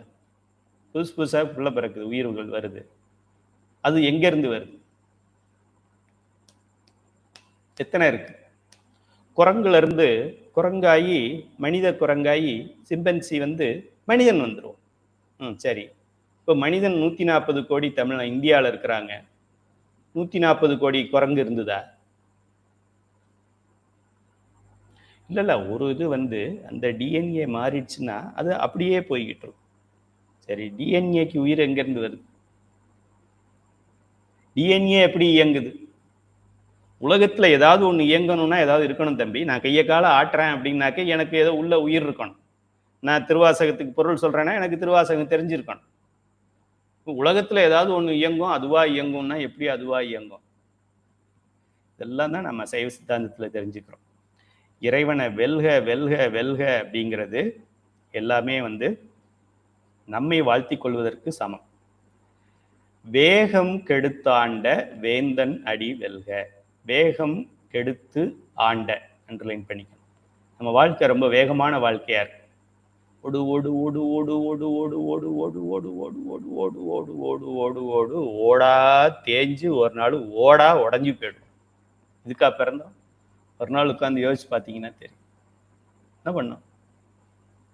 எழுந்திரி எழுந்திரி எழுந்திரி, வேன் வந்துருச்சு, ஏறு ஏறு ஏறு ஏறு, ஓடு ஓடு ஓடு, படி படி படி படி, ஹோம்ஒர்க் படி படி படி படி, விளையாடு படி படி படி, நல்லா படி நல்லா படி நல்லா படி, நீட்டு வருது நீட்டு வருது நீட்டு வருது, ஜீட்டு வருது ஜீட்டு வருது ஜீட்டு வருது, கேட்டு வருது கேட்டு வருது கேட்டு வருது, படி படி படி படி படி, எம்பிபிஎஸ் படி, பிபிஎஸ் படி, அப்புறம் பிஜி நீட்டு வருது அதை படி, அப்புறம் என்ன படி, எம்டி படி, அப்புறமா எம்எஸ் படி, அப்புறம் கல்யாணம் பண்ணு கல்யாணம் பண்ணு கல்யாணம் பண்ணு கல்யாணம் பண்ணு, கல்யாணம் பண்ணி 2 மாசத்துல ஒன்னும் விசேஷம் இல்லையா ஒன்னும் விசேஷம் இல்லையா ஒன்னும் விசேஷம் இல்லையா, அப்புறம் ஆம்பளை பிள்ளைய பத்தி கூட ஆம்பளை பிள்ளைய பத்தி கூட, அப்புறம் ஆம்பளை பிள்ளைய நல்ல பிள்ளை கொடுத்து படிக்க வை, நல்ல பிள்ளை கொடுத்து படிக்க, நல்ல பிள்ளை கொடுத்து நல்ல படி படிச்சு வைக்க, அவனுக்கு நல்ல வேலையா வைக்கணும், நல்ல வேலையா வைக்கணும், அவனுக்கு நல்ல இடத்துல கல்யாணம் பண்ணுறது, நல்ல இடத்துல கல்யாணம் பண்ணுறது, அவனுக்கு ஒரு நல்ல பிள்ளையா பிறகு நல்ல பிள்ளை கூட. ஆட கடவுள். சிவபெருமானை தேடணுங்கிறதுக்காக பிறந்தது. சிவபெருமான் தன்னுடைய சிவானந்தத்தை சச்சிதானந்தத்தை நமக்கு கொடுக்கறதுக்காக இந்த பிறவியை கொடுத்தான். இது எப்ப தெரியும்? சுடுகாட்டுல எரிக்கும் போது தெரியும், புதைக்கும் போது தெரியும். அப்ப தெரிஞ்சு என்ன பண்றது? சாமி ப்ளீஸ், சினிமாலெல்லாம் காமிக்கிறாங்க ஒன்ஸ் மோர் சொல்லுவாங்க, ஒரு ஒன்ஸ் மோர் கொடுங்க. இப்ப எல்லாம் தெரிஞ்சுக்கிட்டேன். வீடு வரை உறவி, உறவு, வீதி வரை மனைவி, காடு வரை பிள்ளை, கடைசி வரை யாரோ. இப்ப எனக்கு எல்லா உண்மையும் புரிஞ்சிடுச்சு. இன்னொரு தடவை பிறக்கிறதுக்கு ஒரே ஒரு வாய்ப்பு கொடுங்க, ஒரே ஒரு வாய்ப்பு கொடுங்க. கெஞ்சி கெஞ்சி கெஞ்சி கதறி கதறி கதறி கருணை கடவுள் சரி அப்படியே ஆகட்டும் அப்படின்னு தான் இந்த பிறவியை கொடுத்துருக்கிறான். போன பிறவியில நம்ம கெஞ்சினதுனால இந்த பிறவியில என்ன பண்றோம்? பழைய குருடி கதவை திரடிதான் பண்றோம். நமக்குன்னா வெறுப்பு வந்துடும். நம்ம பிள்ளையே ஏதாவது சொன்னதை செய்யல, மாற்றி மாற்றி அதே தவிர பண்ண, அப்படா அவனுக்கு வேற வேலை இல்லைன்னு சொல்லிவிடும். ஏன் அப்படி சொல்ல மாட்டான்? அவனை விட்டா நமக்கு கதி கிடையாது, அதனால அப்படி சொல்ல மாட்டான். நம்ம என்ன பண்ணுவோம்? இப்போ வீட்டில் என்ன சொல்றோம்? நான் உனக்கு சாப்பாடு போட மாட்டேன். ஏன் அவ்வளோ தைரியத்தை சொல்றோம்? அண்ணன் இருக்கான், அவன் போடட்டும், சொத்துல பாதி அவனுக்கு கொடுக்குறல்ல, அதனால சொல்லுவோம். நான் பார்க்க மாட்டேன், அண்ணனை பார்க்க சொல்லு, அக்காவை பார்க்க சொல்லு, இன்னொரு ஆள் இருக்கிறதுனால சொல்லுவோம். வேற ஆள் இல்லைன்னா என்ன பண்ணுவோம்? நம்மளே பார்த்துருவோம். ஆக இறைவன் நம்மை விட்டால் அவனுக்கும் வேற வேலை இல்லை, அவனை விட்டா நமக்கு வேற கதி இல்லை. அவனுக்காவது வேலை இல்லை, நமக்கு வேற கதியே கிடையாது. ஆக அலைபாய்கின்ற இந்த மனிதனுடைய வேகத்தை குறைச்சி, இந்த வாழ்க்கை பேச்சு நடக்கிறது, ஓடுறது, வேலைக்கு போறது, காலையில வீட்டு வேலையை பண்றது, அப்புறமா கம்பெனி வேலையை பண்றது, ஆபீஸுக்கு போறது, அங்க இருக்கிற தலைவலிகளை சமாளிக்கிறது, அங்கேருந்து வீட்டுக்கு வந்தா விட்டுட்டு போனதில் இன்னும் பாத்திரமே கழுவாம கிடக்கு, அதை கழுவுறது, அப்புறம் நைட்டுக்கு டிஃபன் பண்றது, அப்புறம் பிள்ளைய படிக்க வைக்கிறது, அப்புறமா வீட்டுக்காரரை பார்க்கறது, அப்புறமா மாமியார் பார்க்க, திருப்பி காலையில ஓடு ஓடு ஓடு ஓடு ஓடு ஓடு ஓடு ஓடு. பிறந்து இளைத்தேன் எம்பெருமான் மெய்யே உன் பொன்னடிகள் இன்று கன்று வீடுற்றேன். இன்னைக்கு தான் இந்த திருவாசகத்துக்கு விளக்கம் கொடுக்குறாங்க ஐயா. இப்பதான் பதி பசு பாசம் தெரியுது. இப்பதான் ஏன் பிறந்தனே எனக்கு தெரியுது. இவ்வளவு நாள் எதையோ கண்டுபிடிச்சிட்டேன். ஏன் பிஜேபி ஜெயிக்கல அதெல்லாம் எனக்கு தெரிஞ்சிருச்சு. ஏன் இந்த சூரியன் உருண்டையா இருக்கு அது எனக்கு தெரிஞ்சிருச்சு. ஏன் மழை பெய்யுது அதெல்லாம் எனக்கு தெரிஞ்சிருச்சு. ஏன் பிறந்தேன் அது எனக்கு தெரியும். முதல்ல தெரிஞ்சுக்க வேண்டியது இதானே. பிள்ளையார் சொல்லியே இதுதான். ஏன் பிறந்தேன்னு தெரிஞ்சுக்கிட்டு தானே அப்புறம் பிறக்கிறதுல என்ன பண்ணணும்னு தெரிஞ்சுக்கணும். ஏன் பிறந்தேன்? நீட்டு படிக்கிறதுக்காகவா பிறந்தேன்? திங்கிறதுக்காக பிறந்தேன்? தூங்குறதுக்காகவா பிறந்தேன்? ஏன் பிறந்தேன்? மெயின் பர்பஸ் என்ன? அக்சசரிஸ் என்ன? மெயின் எது? சிவானந்தத்தை அடைய வேண்டும் என்பதற்காக சிவன் இந்த பிறவியை கொடுத்தான். இப்போ அவனுக்கு நம்ம ஏமாத்துற மாதிரி தானே அர்த்தம், துரோகம் பண்றதா தானே அர்த்தம். ஆக இந்த வேகமாக செல்கின்ற இந்த மனம் மொழி செயல், இது மூணு தான் நம்ம இயக்கம். இன்னும் உடலால இயங்குவோம், இல்லைன்னா வாயால இயங்குவோம். ஏன்னா கண்ணு அது பாட்டுக்கு பேசாம இருக்கும். காமிச்சா பார்க்கும். இப்போ கண்ணு முன்னாடி தானே பார்க்குது, பின்னாடி பார்க்குதா? ஏன் காமிக்கல? பின்னாடி பார்க்க சொன்னா பார்க்கணும். நம்ம செயல்வித்தால் தான் செயல்படும் கண். நாக்கு இப்போ ஏதாவது டேஸ்ட் பார்க்குதா? பார்க்கல. ஏதாவது ஒரு பொருளை எடுத்து வச்சோம் அப்படின்னா டேஸ்டா இருக்கு அப்படி சொல்லுது. அது வச்சாதான் செய்யும், இல்லைன்னா பேசாம இருக்கு. இது ஏதாவது சத்தம் வந்தா கேட்குது, இல்லைன்னா பேசாம இருக்கு. அதுவா ஓடி போய் பண்றது எது? இது ஓடி போய் பண்ணுது. இது இருக்கே, உலகத்துல இருக்கிற 80% துன்பங்களுக்கு காரணம் இந்த 3 இன்ச்சு தான். கண்மேந்திரியங்கள்லையும் இது வரும், ஞானேந்திரியங்கள்லையும் இது வரும். இங்க இந்த 3 இன்ச்சை கரெக்டா பார்த்துக்கிட்டீங்கன்னா 80% சத்தியமா கேரண்டியா முட்டிக்கு போயிடும். வேற எதையும் நீங்க பார்க்க வேண்டாம். கால் சரியில்லை பார்க்க வேண்டாம், ஆம்பளையா பொம்பளையான்னு கூட பார்க்க வேண்டாம், கல்யாணம் ஆச்சா ஆகலையா பார்க்க வேண்டாம். இந்த கழுதையை பார்த்துக்கிட்டோம் அப்படின்னா முத்தி கேரண்டி. வேற ஒண்ணுமே இல்லை. 80% கேரண்டி. மனம் மொழி மெய், இதுல 33% இது இருக்கு. மொழி பேசுறது மட்டும் இல்லை. ஞாயிற்றுக்கிழமைனா இதை சாப்பிடணும், அங்க போய் அந்த கருப்பட்டி காப்பி இருக்குல்ல, கருப்பட்டினா எல்லாம் கருப்பட்டி கிடையாது, கருப்பா இருக்கிறதெல்லாம் கருப்பட்டி கிடையாது. கருப்பட்டியிலேயே மஞ்சள் கருப்பட்டி இருக்கு, கருப்பட்டி இருக்கு, கருத்த கருப்பட்டி ஒண்ணு இருக்கு. சத்தியமா நெவர் எவர் சாயுச்சியம்ங்கிறது உனக்கு இப்ப கிடையாது. 1000 பிறவிகள் எடுத்தாலும் கிடையாது. இந்த தடவை கருப்பட்டியா குடிச்சிருப்போம், அடுத்த தடவை வெள்ளை டீ குடிப்போம், அப்புறம் ஜீனி டீ குடிப்போம். குடிச்சுக்கிட்டே இருக்க வேண்டியது. நாக்கு எப்ப இருவினை ஒப்புன்னு சொல்றதுக்கு முன்னாடி ஒரு சுவை ஒப்பு வரணும். நம்ம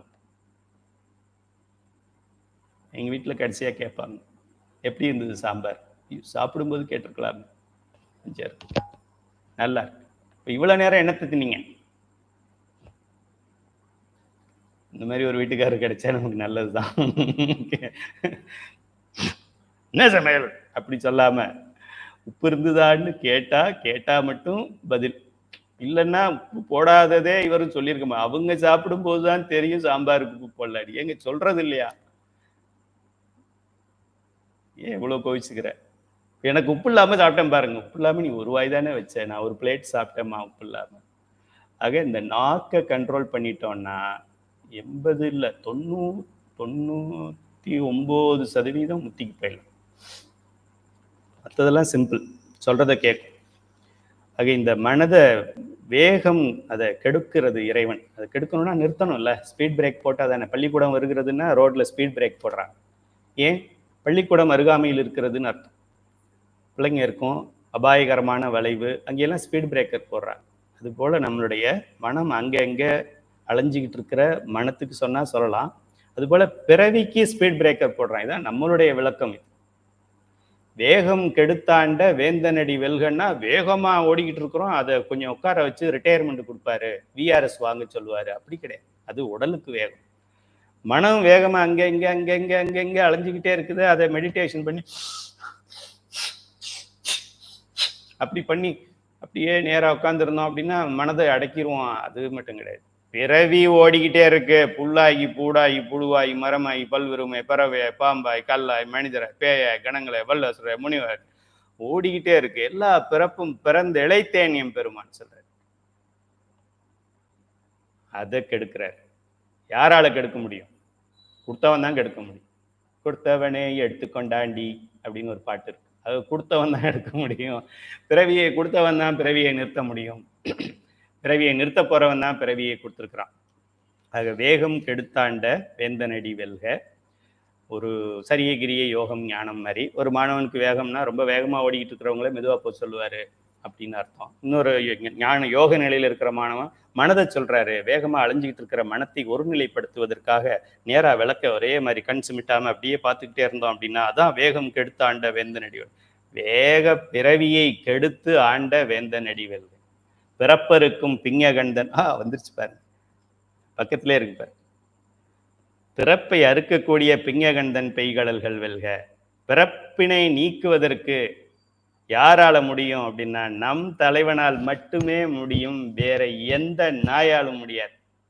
பிறப்பினை நீக்குபவனாகிய தலைக்கோலமுடைய சிவபெருமானின் வீர கடல் அணிந்த திருவடிகள் வெல்லட்டும். நாம் பல்வேறு தெய்வங்களை வழிபட்டாலும் நம் பிறப்பு சங்கிலியை அறுத்து மீண்டும் பிறவாமல் காக்கும் கடவுள் யாரு? கடந்தும் இருக்க வேண்டும், உள்ளும் இருக்க வேண்டும். கடந்துனா உள்ளுனா அநேக ஏகன், கடந்துனா அநேகன். அந்த கடவுள் சிவபெருமான் ஒருவனே. சிவனை சார்பவனுக்கு பிறப்பு இறப்பு பிறப்பு இறப்பு என்ற சுழற்சியிலிருந்து விடுபட்டு அழிவற்ற சாயுச்சியம் போயிட்டோன்னா பிறப்பு இறப்பு கிடையாது. சாயுச்சியத்துல பிறப்பு இறப்பு கிடையாது. ஸ்டாப். இந்த ஸ்டாப் தானே நமக்கு வேணும். ஸ்டார்ட்ல இருந்து ஸ்டாப் தானே. 100 மீட்டர் ரேஸ் என்ன? Ready 3 2 1 start. அப்போ ஸ்டார்ட்னா அப்படியே ஓடிக்கிட்டே இருக்கும்னு அர்த்தமா? ஒரு இடத்துல ஸ்டாப் சொல்லும். அந்த ஸ்டாப் தான் நமக்கு பிறவியை அறுக்கின்றது. யார் ஸ்டாப் பண்ண முடியும் அப்படின்னா சிவபெருமான் மட்டும்தான் முடியும். பிறப்பருக்கும் பிங்ககண்டன் பெய் கடல்கள் வெல்க. மீண்டும் பிறவாமல் காக்க வேண்டும் என்றால் சிவபெருமான் தான் பண்ண முடியும். அந்த பிங்ககன் அப்படின்னு சொன்னா தலை கோலம் உடையவன். தலையே ஒரு அழகுதான். என் தலை இல்லை, உங்க தலையெல்லாம் அழகா இருக்கும்னு நினைக்கிறேன். பேண்டு போட்டிருப்போம், பூ வச்சிருப்போம், கிளிப் போட்டிருப்போம், இல்லை ஜென்ஸ் வேற ஏதாவது மாட்டியிருப்பாங்க, கொஞ்சம் கலர் ஷேடு அடிச்சிருப்பாங்க. அதுபோல பிங்ககன் என்பது தலை கோலம் உடையவன் என்று பெயர். அவனுடைய தலையிலேயே ஏகப்பட்ட கோலம் போட்டிருக்கு. நம்ம வாசல்ல தான் கோலம் போடுவோம், நோட்ல கோலம் போடுவோம். சிவபெருமானுடைய தலையிலேயே கோலம் இருக்கு. என்னென்ன இருக்கு? கங்கை அங்கதான் இருக்கு, நிலா அங்கதான் இருக்கு, ஜடாமுடி அங்கதான் இருக்கு, பாம்பு அங்கதான் இருக்கு. அதனால தலையிலேயே இவ்வளவு கோலம் போட்டவன் அர்த்தம். புறத்தார்க்கு சேயோன் தன் பூங்கழல்கள் வெல்க. புறத்தார் யாரு? அகத்தார் யாரு? புறச்சந்தான குறவர், அகச்சந்தான குறவர். புறத்தார்க்கு சேயோன் தன் பூங்கழல்கள் வெல்க. முதல் வரி எங்க ஒரு வரி படிச்சோம். ஆகமம் ஆகி நின்று அன்னிப்பான் தாழ்வாழ்க. அன்னித்தல்னா அன்னி மாதிரி ஒட்டி இருக்கிறது. அங்க அன்னித்தான், இங்கே புறத்தார். இறைவன் ஒன்றாயும் உடனாயும் இருக்கிறான். அப்போ புறத்தார்னா என்ன அர்த்தம்? புறத்தார்னா யாரை புறந்தள்ளுறோம்? இப்போ பழைய காலத்துல எல்லாம் கேஸ்ட் பேசிஸ்ல சொல்லுவாங்க. சில கேஸ்ட் தாழ்த்தப்பட்ட ஜாதிகள் அவங்க காலனியில தான் இருப்பாங்க, ஊருக்குள்ள வரக்கூடாது, டீ கிளாஸ் வேறையா இருக்கும், அவங்க வீட்டுக்குள்ள போயிட்டு வந்தாலே நம்ம தீட்டு குளிச்சுட்டு தான் உள்ள வரணும் அப்படிலாம் இருந்தது ஒரு காலத்துல. ஆக இந்த புறத்தார் அப்படிங்கிறது யாரு? சிவபெருமானுடைய அடையாளங்களை தொடாதவர், பார்க்காதவர், பேசாதவர், செய்யாதவர். ஐம்பொறிகளால் சிவபெருமானையும் சிவனடியாரையும், கண்ணால சிவபெருமானுடைய படத்தையும் சிவனடியாரையும் பார்க்காதவர் புறத்தார். திருநீறு அணியாதவர் புறத்தார். உருத்திராக்கம் அணியாதவர் புறத்தார். ஐந்தெழுத்தை நமச்சிவாயன்னு சொன்னாலும், சிவாய நமன் சொன்னாலும், சிவாய சிவன் சொன்னாலும் ஐந்தெழுத்தை சொல்லாதவர் புறத்தார்.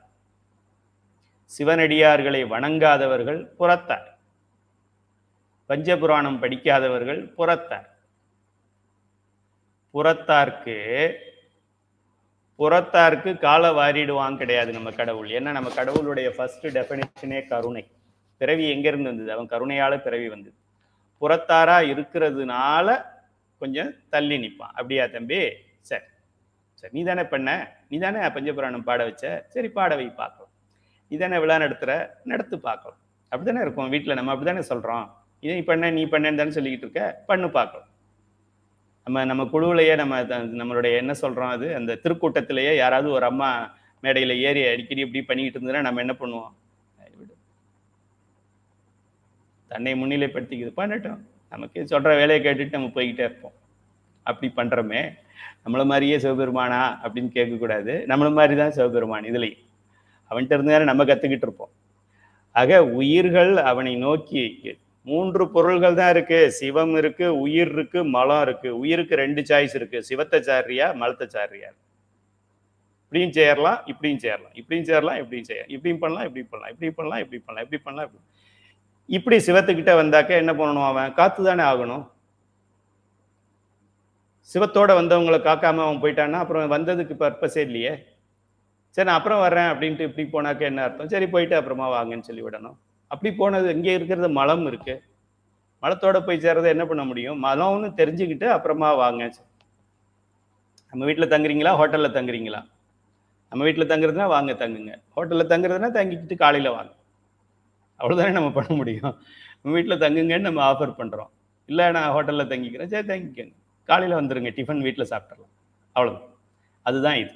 புறத்தார்க்கு சேயோன் தன், அப்படிப்பட்டவன் தன்னை விடுத்து நிற்பவர்களுக்கு வெகு தூரத்தில் அரிய பொருளாக உள்ள சிவபெருமான்.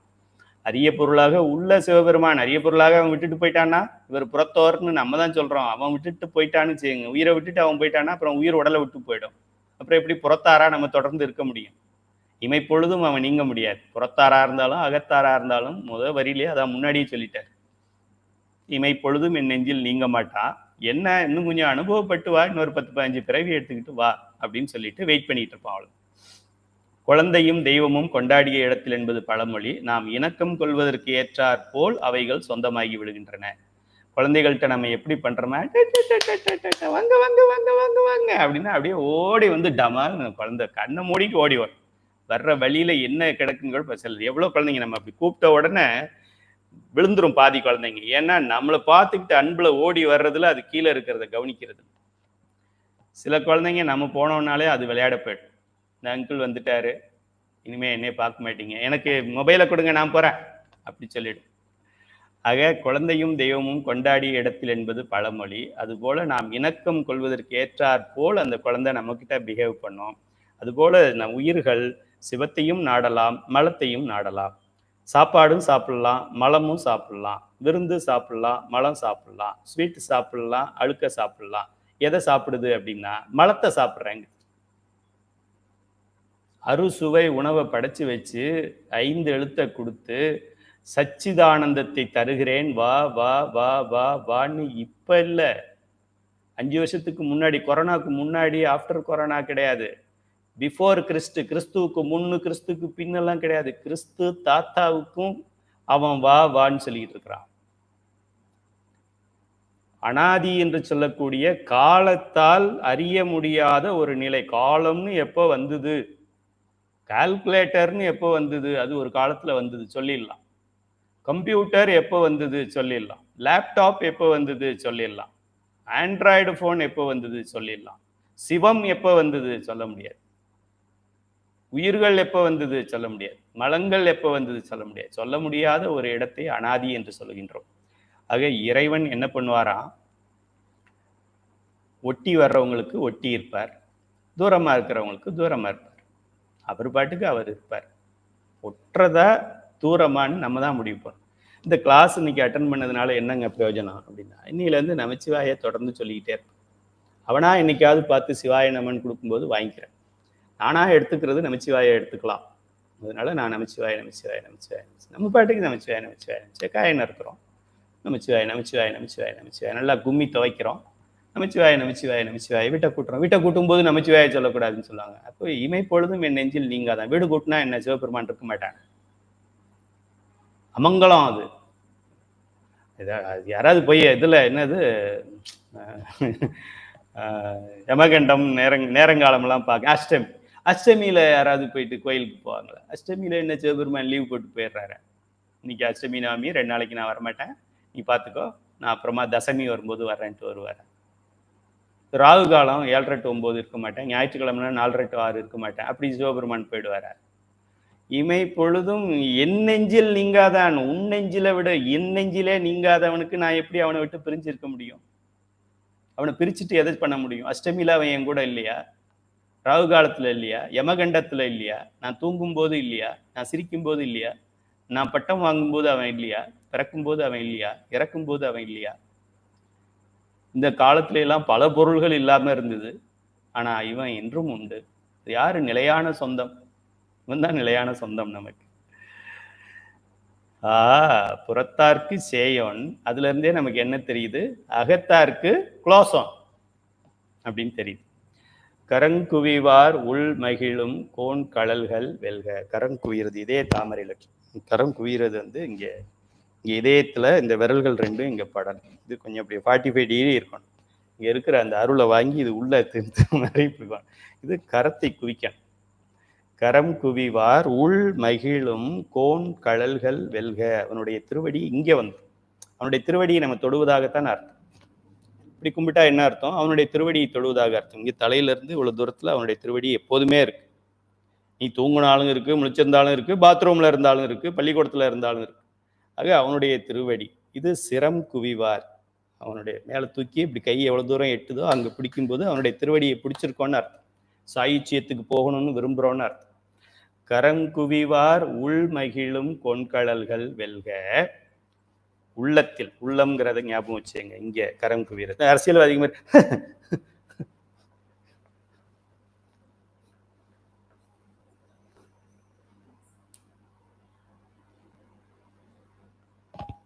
எலெக்ஷனுக்கு அப்புறம் இப்படி வருவானா?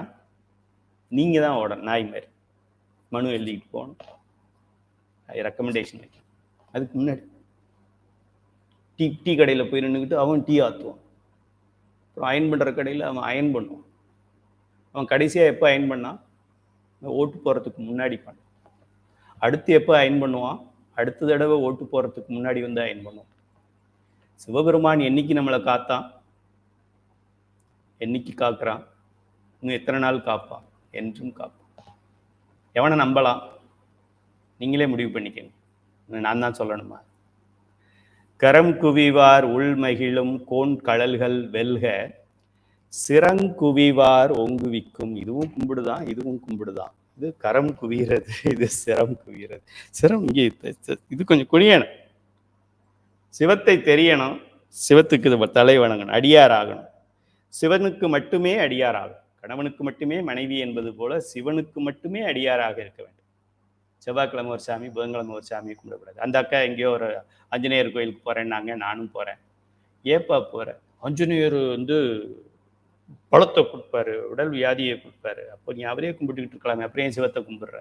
இல்லை, சிவம் வந்து நமக்கு முக்தி கொடுக்கும், இது பெருமாள் வந்து நமக்கு காசு பணம் கொடுப்பாரு, அப்புறம் அவர் வந்து அவரு கொடுப்பாரு. ஏன்னா நீ என்ன மனைவியா இல்லை வேற எதுவுமா? ஒருவனுக்கு கழுத்தை நீட்டிட்டா அவன் தான் தலைவன். இவர் அது கொடுப்பாரு அதனால அவரை கும்பிடுறேன், அவர் அது கொடுப்பாரு அதனால அவரை கும்பிடுறேன் அப்படின்னா சிவத்துக்கிட்ட அடைய முடியும். சிவத்து தெரியணும், சிவத்துக்கு அடியாராகணும், சிவத்துக்கு மட்டுமே அடியாராகணும். முத்தி சத்தியம். இல்லை இல்லை. சிரம் குவிவார் ஓங்குவிக்கும். உயர்த்தி கும்பிடுறதுனால சிவபெருமான் என்ன பண்ணணும்? உயர்த்தி தான் வைக்கணும். உயர்த்துறவனை தாழ்த்து வராது. சயின்டிபிக்கலா நியூட்டனே அப்படி சொல்ல மாட்டார். உயர்ந்தா உயரும், நெல் விளைச்சா நெல் விதை. அதுபோல உயர்த்தி கும்பிடுறவங்களுக்கு உயர்த்தி வைப்பார் அவர். தலைக்கு மேல வைக்கிறவனுக்கு சிரம் குவிவார் ஓங்குவிக்கும். எப்படி கை உயர்ந்ததோ அது போல வாழ்க்கை உயரும். இது சரியைமானவனுக்கு. வாழ்க்கை உயரும்னா என்ன அர்த்தம்? நல்ல வேலை கிடைக்கும், நல்ல சம்பளம் கிடைக்கும். ஞானமானவனுக்கு என்ன? சாயுச்சியத்துக்கு போயிடுவோம். இங்க சாலோகம் சாமீபம் அதுல கூட இல்லை, சாரூபம் கூட இல்லை, சாயுச்சியத்துக்கு ஓங்குவிக்கும். இங்க என்ன சாலோபம், இங்க என்ன சாரூபம், இங்க என்ன சாமீபம், சாமீபம் சாரூபம். இது சாயுச்சியம், இது பிறவியேற்ற நிலை. அந்த மூன்றாவது நிலைக்கு நம்ம போய் சிவபெருமானுடைய உருவத்தையே நம்ம எடுத்துக்கிட்டாலும் ஒருத்தரன் மாதிரி ஏதாவது ஒரு நல்ல வேலை பார்க்கலாம், டீசெண்டான வேலை பார்க்கலாம், கலெக்டர் உத்தியோகத்துல பார்க்கலாம், கம்பவுண்டரா இல்லாம கலெக்டரா இருக்கலாம். ஆனால் தொழில் தான், மாத சம்பளம் தான். ஏதாவது பிரச்சனை வந்தால் டெர்மினேட் பண்ணிடுவாங்க. ஆனால் இறைவனோட ஒன்றோடு ஒன்றாக இணைகின்ற சாயுச்சியத்துக்கு போயிட்டோம்னா திரும்ப வர வேண்டிய அவசியம் இல்லை. ஆக கரம் குவிவார் உள் மகிழும் கோன்கழல்கள் வெல்க, சிரம் குவிவார் ஓங்குவிக்கும் சீரோன் கடல் வெல்க. இப்போ சிவபெருமான் இந்த உயிர்களிடத்தில் அவன் விரும்பி இருக்கின்ற இடம். இப்போ தாசில்தார் கலெக்டருக்கெல்லாம் வந்து அவங்களுக்கு கேம்ப் ஆஃபீஸ்னு ஒன்று போடுவாங்க. ஆஃபீஸ் ஒன்று, கேம்ப் ஆஃபீஸ் ஒன்று. அதுபோல அந்த சிவபெருமான் உயிர்களிடத்தில் அவன் எல்லா இடத்துலையுமே அவன் இருந்தாலும் உயிரே வந்து இங்கே 5 இடங்கள்ல இருந்தாலும் அவத்தைகள் என்று சொல்லக்கூடிய நெற்றி புருவத்திலும் இங்கேயும் இருந்தாலும் சிவபெருமான் விரும்பி அவனுடைய திருவடிகளை வைத்திருக்கின்ற இடம் நெஞ்ச தாமரை ஒன்று இங்கே, இல்லைன்னா இங்கேருந்து மேலே, இந்த 2 இடம்தான். அப்படிங்கிறத சொல்றதுக்காகத்தான் பெருமான் சிரம் குவிவாரையும் சொல்லிட்டு கரங்குவிவாரையும் சொல்லிட்டு சிரம் குவிவாரையும் சொல்றாரு. அவர் ஒன்று நெஞ்சத்தாமரை அப்படின்னு பேரு, இன்னொன்று துவாது சார்ந்த பெருவெளின்னு சொல்லுவாங்க. சார்ந்த பெருவெளி அந்த இடம் ஒன்று. சிவபெருமானை வழிபடும் போது இந்த 2 இடத்துல வச்சு வழிபடணும். இப்படி வச்சு வழிபடக்கூடாது, வயிற்றுக்கிட்ட வச்சு வயிற்றுக்கிட்ட வச்சு நல்லா சாப்பாடு போடு அப்படின்னு இங்கே வச்சு வழிபடக்கூடாது. இங்கே வச்சு வழிபடக்கூடாது. சிவபெருமானை வணங்கும் போது மட்டும். பெருமானை வணங்கும் போது இப்படி வணங்கும். ஏன் வணங்குறோம் அப்படின்னா, அது மாணவன் தான் துரியத்துல இருந்து, அதாவது என்ன சொல்ல, தூளத்துல இருந்து தான் சூக்குமம் தெரியும். இந்த இடத்துல சாமி இருக்காரு, இந்த இடத்துல சாமி இருக்காரு, இந்த இடத்துல சாமியோட திருவடி இருக்கு அப்படின்னு நமக்கு நாமே ஞாபகப்படுத்திக்கிறதுக்காக இப்படி வைக்கிறோம். அவனை நீங்க இப்படி கும்பிட்டாலும் அவன் நல்லா ஏத்துக்குவான். அவனுக்கு என்ன இருக்கு, பொண்டாட்டியா பிள்ளையா, அவனுக்கு என்ன கவலை? எதை சொன்னாலும் ஏத்துக்குவான், எதை பண்ணாலும் ஏத்துக்குவான். ஒன்றும் சொல்ல போறது இல்லை. கணக்கை எழுதிக்கிட்டே இருப்பான், அவ்வளவுதான். வேற ஒன்றும் செய்ய, அமைதியா கணக்கு எழுதுவாரு அக்கௌண்டன்ட். இப்படியும் கும்பிடலாம், நீங்க இப்படியும் கும்பிடலாம், நீங்க இப்படியும் கும்பிடலாம், எப்படி வேணாலும் கும்பிடலாம். இங்க ஒரு திருவடி இருக்கு, இங்க ஒரு இடம் இருக்கு, இங்க ஒரு இடம் இருக்கு அப்படின்னு நமக்கு நாமே இந்த 2 இடத்துல ஏதாவது ஒன்றை பிடிக்கணும், 2ஐயும் பிடிக்கணும். இங்க இருக்கும்போதும் பிடிச்சிடணும், இங்க இருக்கும்போதும் பிடிக்கிறணும் அப்படிங்கிறதுக்காக நம்ம இப்படி மாற்றி இதை நம்ம பயன்படுத்துறோம். அந்த அளவிலே இந்த வெல்க என்கின்ற 5 வரிகள் பொருள் நிறைவடைகிறது. வேகம் கெடுத்த ஆண்ட வேந்தனடி வெல்க. வேகம் என்பது உடல்ல செயல்படுற வேகம், அப்படியும் எடுத்துக்கலாம். மனது வேகம், அதையும் எடுத்துக்கலாம். முக்கியமான அர்த்தம் என்னன்னா, வேக பிறவிகள், பிறவி செயின். சாதல் பிறப்பென்னும் தடஞ்சுழியில் தடுமாறி, அதை ஸ்டாப்.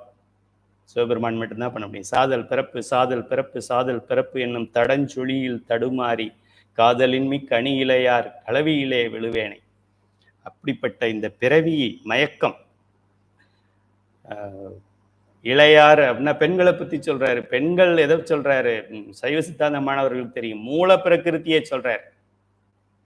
மூல பிரகிருதி மோகினி, அந்த பெண்ணை சொல்றாரு. இங்க வந்து கணவன் மனைவி மேலதான் ஆசைப்படணும். வேற யார் மேல ஆசைப்பட முடியும்? இறைவன் இறைவி மேலதான் ஆசைப்பட முடியும். தலைவன் தலைவி மேலதான் ஆசைப்பட முடியும். இதை சொல்லல அவர். சொல்றாரு, சுத்த மாயையில இருக்கக்கூடியது, வித்யா தத்துவங்கள்ல இருக்கக்கூடியவங்க, அங்க பிரளய கலரா இருக்கிறவர், அங்க விஞ்ஞான கலர் பிரளய கலரா இருக்க வேண்டிய இந்த ஆன்மாக்கள் இங்க இந்த என்ன சொல்றது, மூல பிரகிருதி என்று சொல்லக்கூடிய இந்த மோகினி கிட்ட மாட்டிக்கிட்டு முழிக்குதுங்களே அப்படின்னு தான் அது சொல்றாரு. அங்க பெண்கள்னு சொல்றதெல்லாம் வந்து மூல பிரகிருதி என்ற அர்த்தம் ஆன்ம தத்துவங்கள் 24 குறிக்கிறது என்ற அர்த்தம். சைவ சித்தாந்த சுடராவது நீங்க படிச்சிருந்ததா இதுக்கெல்லாம் அர்த்தம் தெரியும். ஆக ஒரு வார்த்தைக்கு வேகம் கெடுத்தாண்ட அப்படிங்கிறதுக்கு சரியை மீனிங் இருக்கு, கிரியை மீனிங் இருக்கு, யோக மீனிங் இருக்கு, ஞான மீனிங் இருக்கு. சைவ சித்தாந்தம் படிக்காதவனுக்கு ஒரு மீனிங் இருக்கு, சைவ சித்தாந்தம் படித்தவனுக்கு ஒரு மீனிங் இருக்கு. எல்லா திருமுறைகளும் 4 நெறிகளுக்கு உண்டான மாணவனுக்கு ஏற்ற மாதிரி பொருள் இருக்கு. அதுதான் நம்ம இதில் தெரிஞ்சுக்கிறோம். ஆக வேகம் கெடுத்து இன்னைக்கு மொத்தம் 6 வாழ்க 5 வெல்க படிச்சிருக்கோம். நமச்சிவாய வாழ்க, நாதன் தாழ் வாழ்க, இமைப்பொழுதும் என் நெஞ்சில் நீங்காதான்ங்கிறத அடிக்கடி சொல்லிக்கிட்டே இருங்க. கோகலி ஆண்ட குருமணிதன் தாழ்வாழ்க. அவன் தான் குருவாக வந்து நமக்கு அருள் செய்ய வேண்டும். ஆகமமாகி நின்று அன்னிப்பான். நல்ல நெறியில இருக்கிறவங்களுக்கு கூடவே இருப்பான், கெட்ட நெறியில இருக்கிறவங்களுக்கு தள்ளி நிற்பான். சரி, நீ ஆடுற வரைக்கும் ஆடு, ஆடிட்டு ஒரு நாள் வருவல்ல, இங்கதானே வரணும், அன்னைக்கு நான் பாத்துக்கிறேன் அப்படின்னு சொல்ற மாதிரி கொஞ்சம் தள்ளி நிற்பார். தள்ளி நிற்கிறதுனா என்ன? அவர் தள்ளி நின்றுக்க மாட்டாரு, நம்மளா கற்பனைக்கு அப்படி சொல்லிக்கிறோம். அவர் என்ன பண்ணுவார், இன்னும் மாயையில கிடந்து பொருள் அப்படின்னு சொல்லி விட்டுருவார். அம்மா கஷ்டப்படுவாங்க, இந்த பையன் இப்போவாது திருந்துவான்னு பார்த்தேன், திரும்ப வந்து இப்படியே நிற்கிறான். நேற்று தான் சட்டையை அழுக்கு பண்ணிட்டு வந்தான், சூடு போட்டு விட்டேன், திரும்பவும் அழுக்கு பண்ணிட்டு வந்து நிற்கிறான் அப்படின்னு அம்மா அவர் பிள்ளைய அடிப்பாங்க சாயங்காலம். அதுபோல் நம்மளும் போன பிறவியில தான் இவன் சைவ சித்தாந்தம் படிப்பான்னு பார்த்தேன், படிக்காமல் போயிட்டான். இந்த பிறவியில் திரும்ப வந்து படிக்காமல் நிற்கிறான். 15ஆம் தேதி வரைக்கும் ஓப்பனில் இருக்குது, அட்மிஷனை போட சொல்லுங்கன்னு சொல்லி அம்மா வருத்தப்படுவாங்க. நமச்சிவாய வாழ்க, நாதன் தாழ் வாழ்க, இமைப்பொழுதும் என் நெஞ்சில் நீங்காதான் தாழ் வாழ்க. கோகலி என்கின்ற திருப்பெருந்துறையை ஆள்கின்ற, அங்கே குடியிருக்கின்ற அந்த குருவாகி வந்து அருள் செய்தவன் திருவடி வாழ்க. ஆகமம் ஆகி நின்று அன்னிப்பான் தாழ்வாழ்க. ஆகம நெறிகள் படி வாழ்கின்றவர்களுக்கு கூடவே இருந்து வழிகாட்டி கூட்டிக்கிட்டு போற பெருமான் வாழ்க.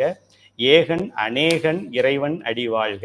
ஏகன் அநேகன், ஒன்றாகவும் உடனாகவும் வேறாகவும் இருக்கின்றவன், ஒரு பொருளாகவும் பல உயிர்களின் பொருளாகவும் இருக்கின்ற ஏகன் அநேகன் இறைவன் அடி வாழ்க. ஏகன் அநேகன் இறைவன் அடி வாழ்க. இறைவன் என்ன சொல்றோம்? தென்னாடுடைய சிவனையை போற்றி எந்நாட்டவர்க்கும் இறைவா போற்றி. அங்க உன்னைய ஜீசஸ்ன்னு சொல்லுவாங்க, அங்க உன்னைய அல்லான்னு சொல்லுவாங்க, அங்க உன்னைய புத்தான்னு சொல்லுவாங்க, பேரை மாத்தி சொல்லிக்குவாங்க ஊருக்கு ஊர். தமிழ்நாட்டிலேயே கன்னியாகுமரியில் ஒரு மாதிரி தமிழ் பேசுறாங்க, சென்னையில் ஒரு மாதிரி தமிழ் பேசுறாங்க.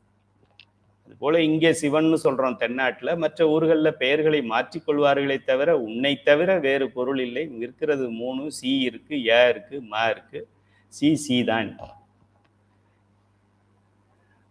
அன்னிப்பான் தாழ்வாழ்க. இது வெல்க பார்த்ததுல வேகம் கெடுத்தாண்ட வேந்தனடி வெல்க. வேகமும் டே டு டே ஒர்க்கு வேகம், மனது வேகம், பிறவி வேகம். பிறப்பு அறுக்கும் பிங்ககண்டன்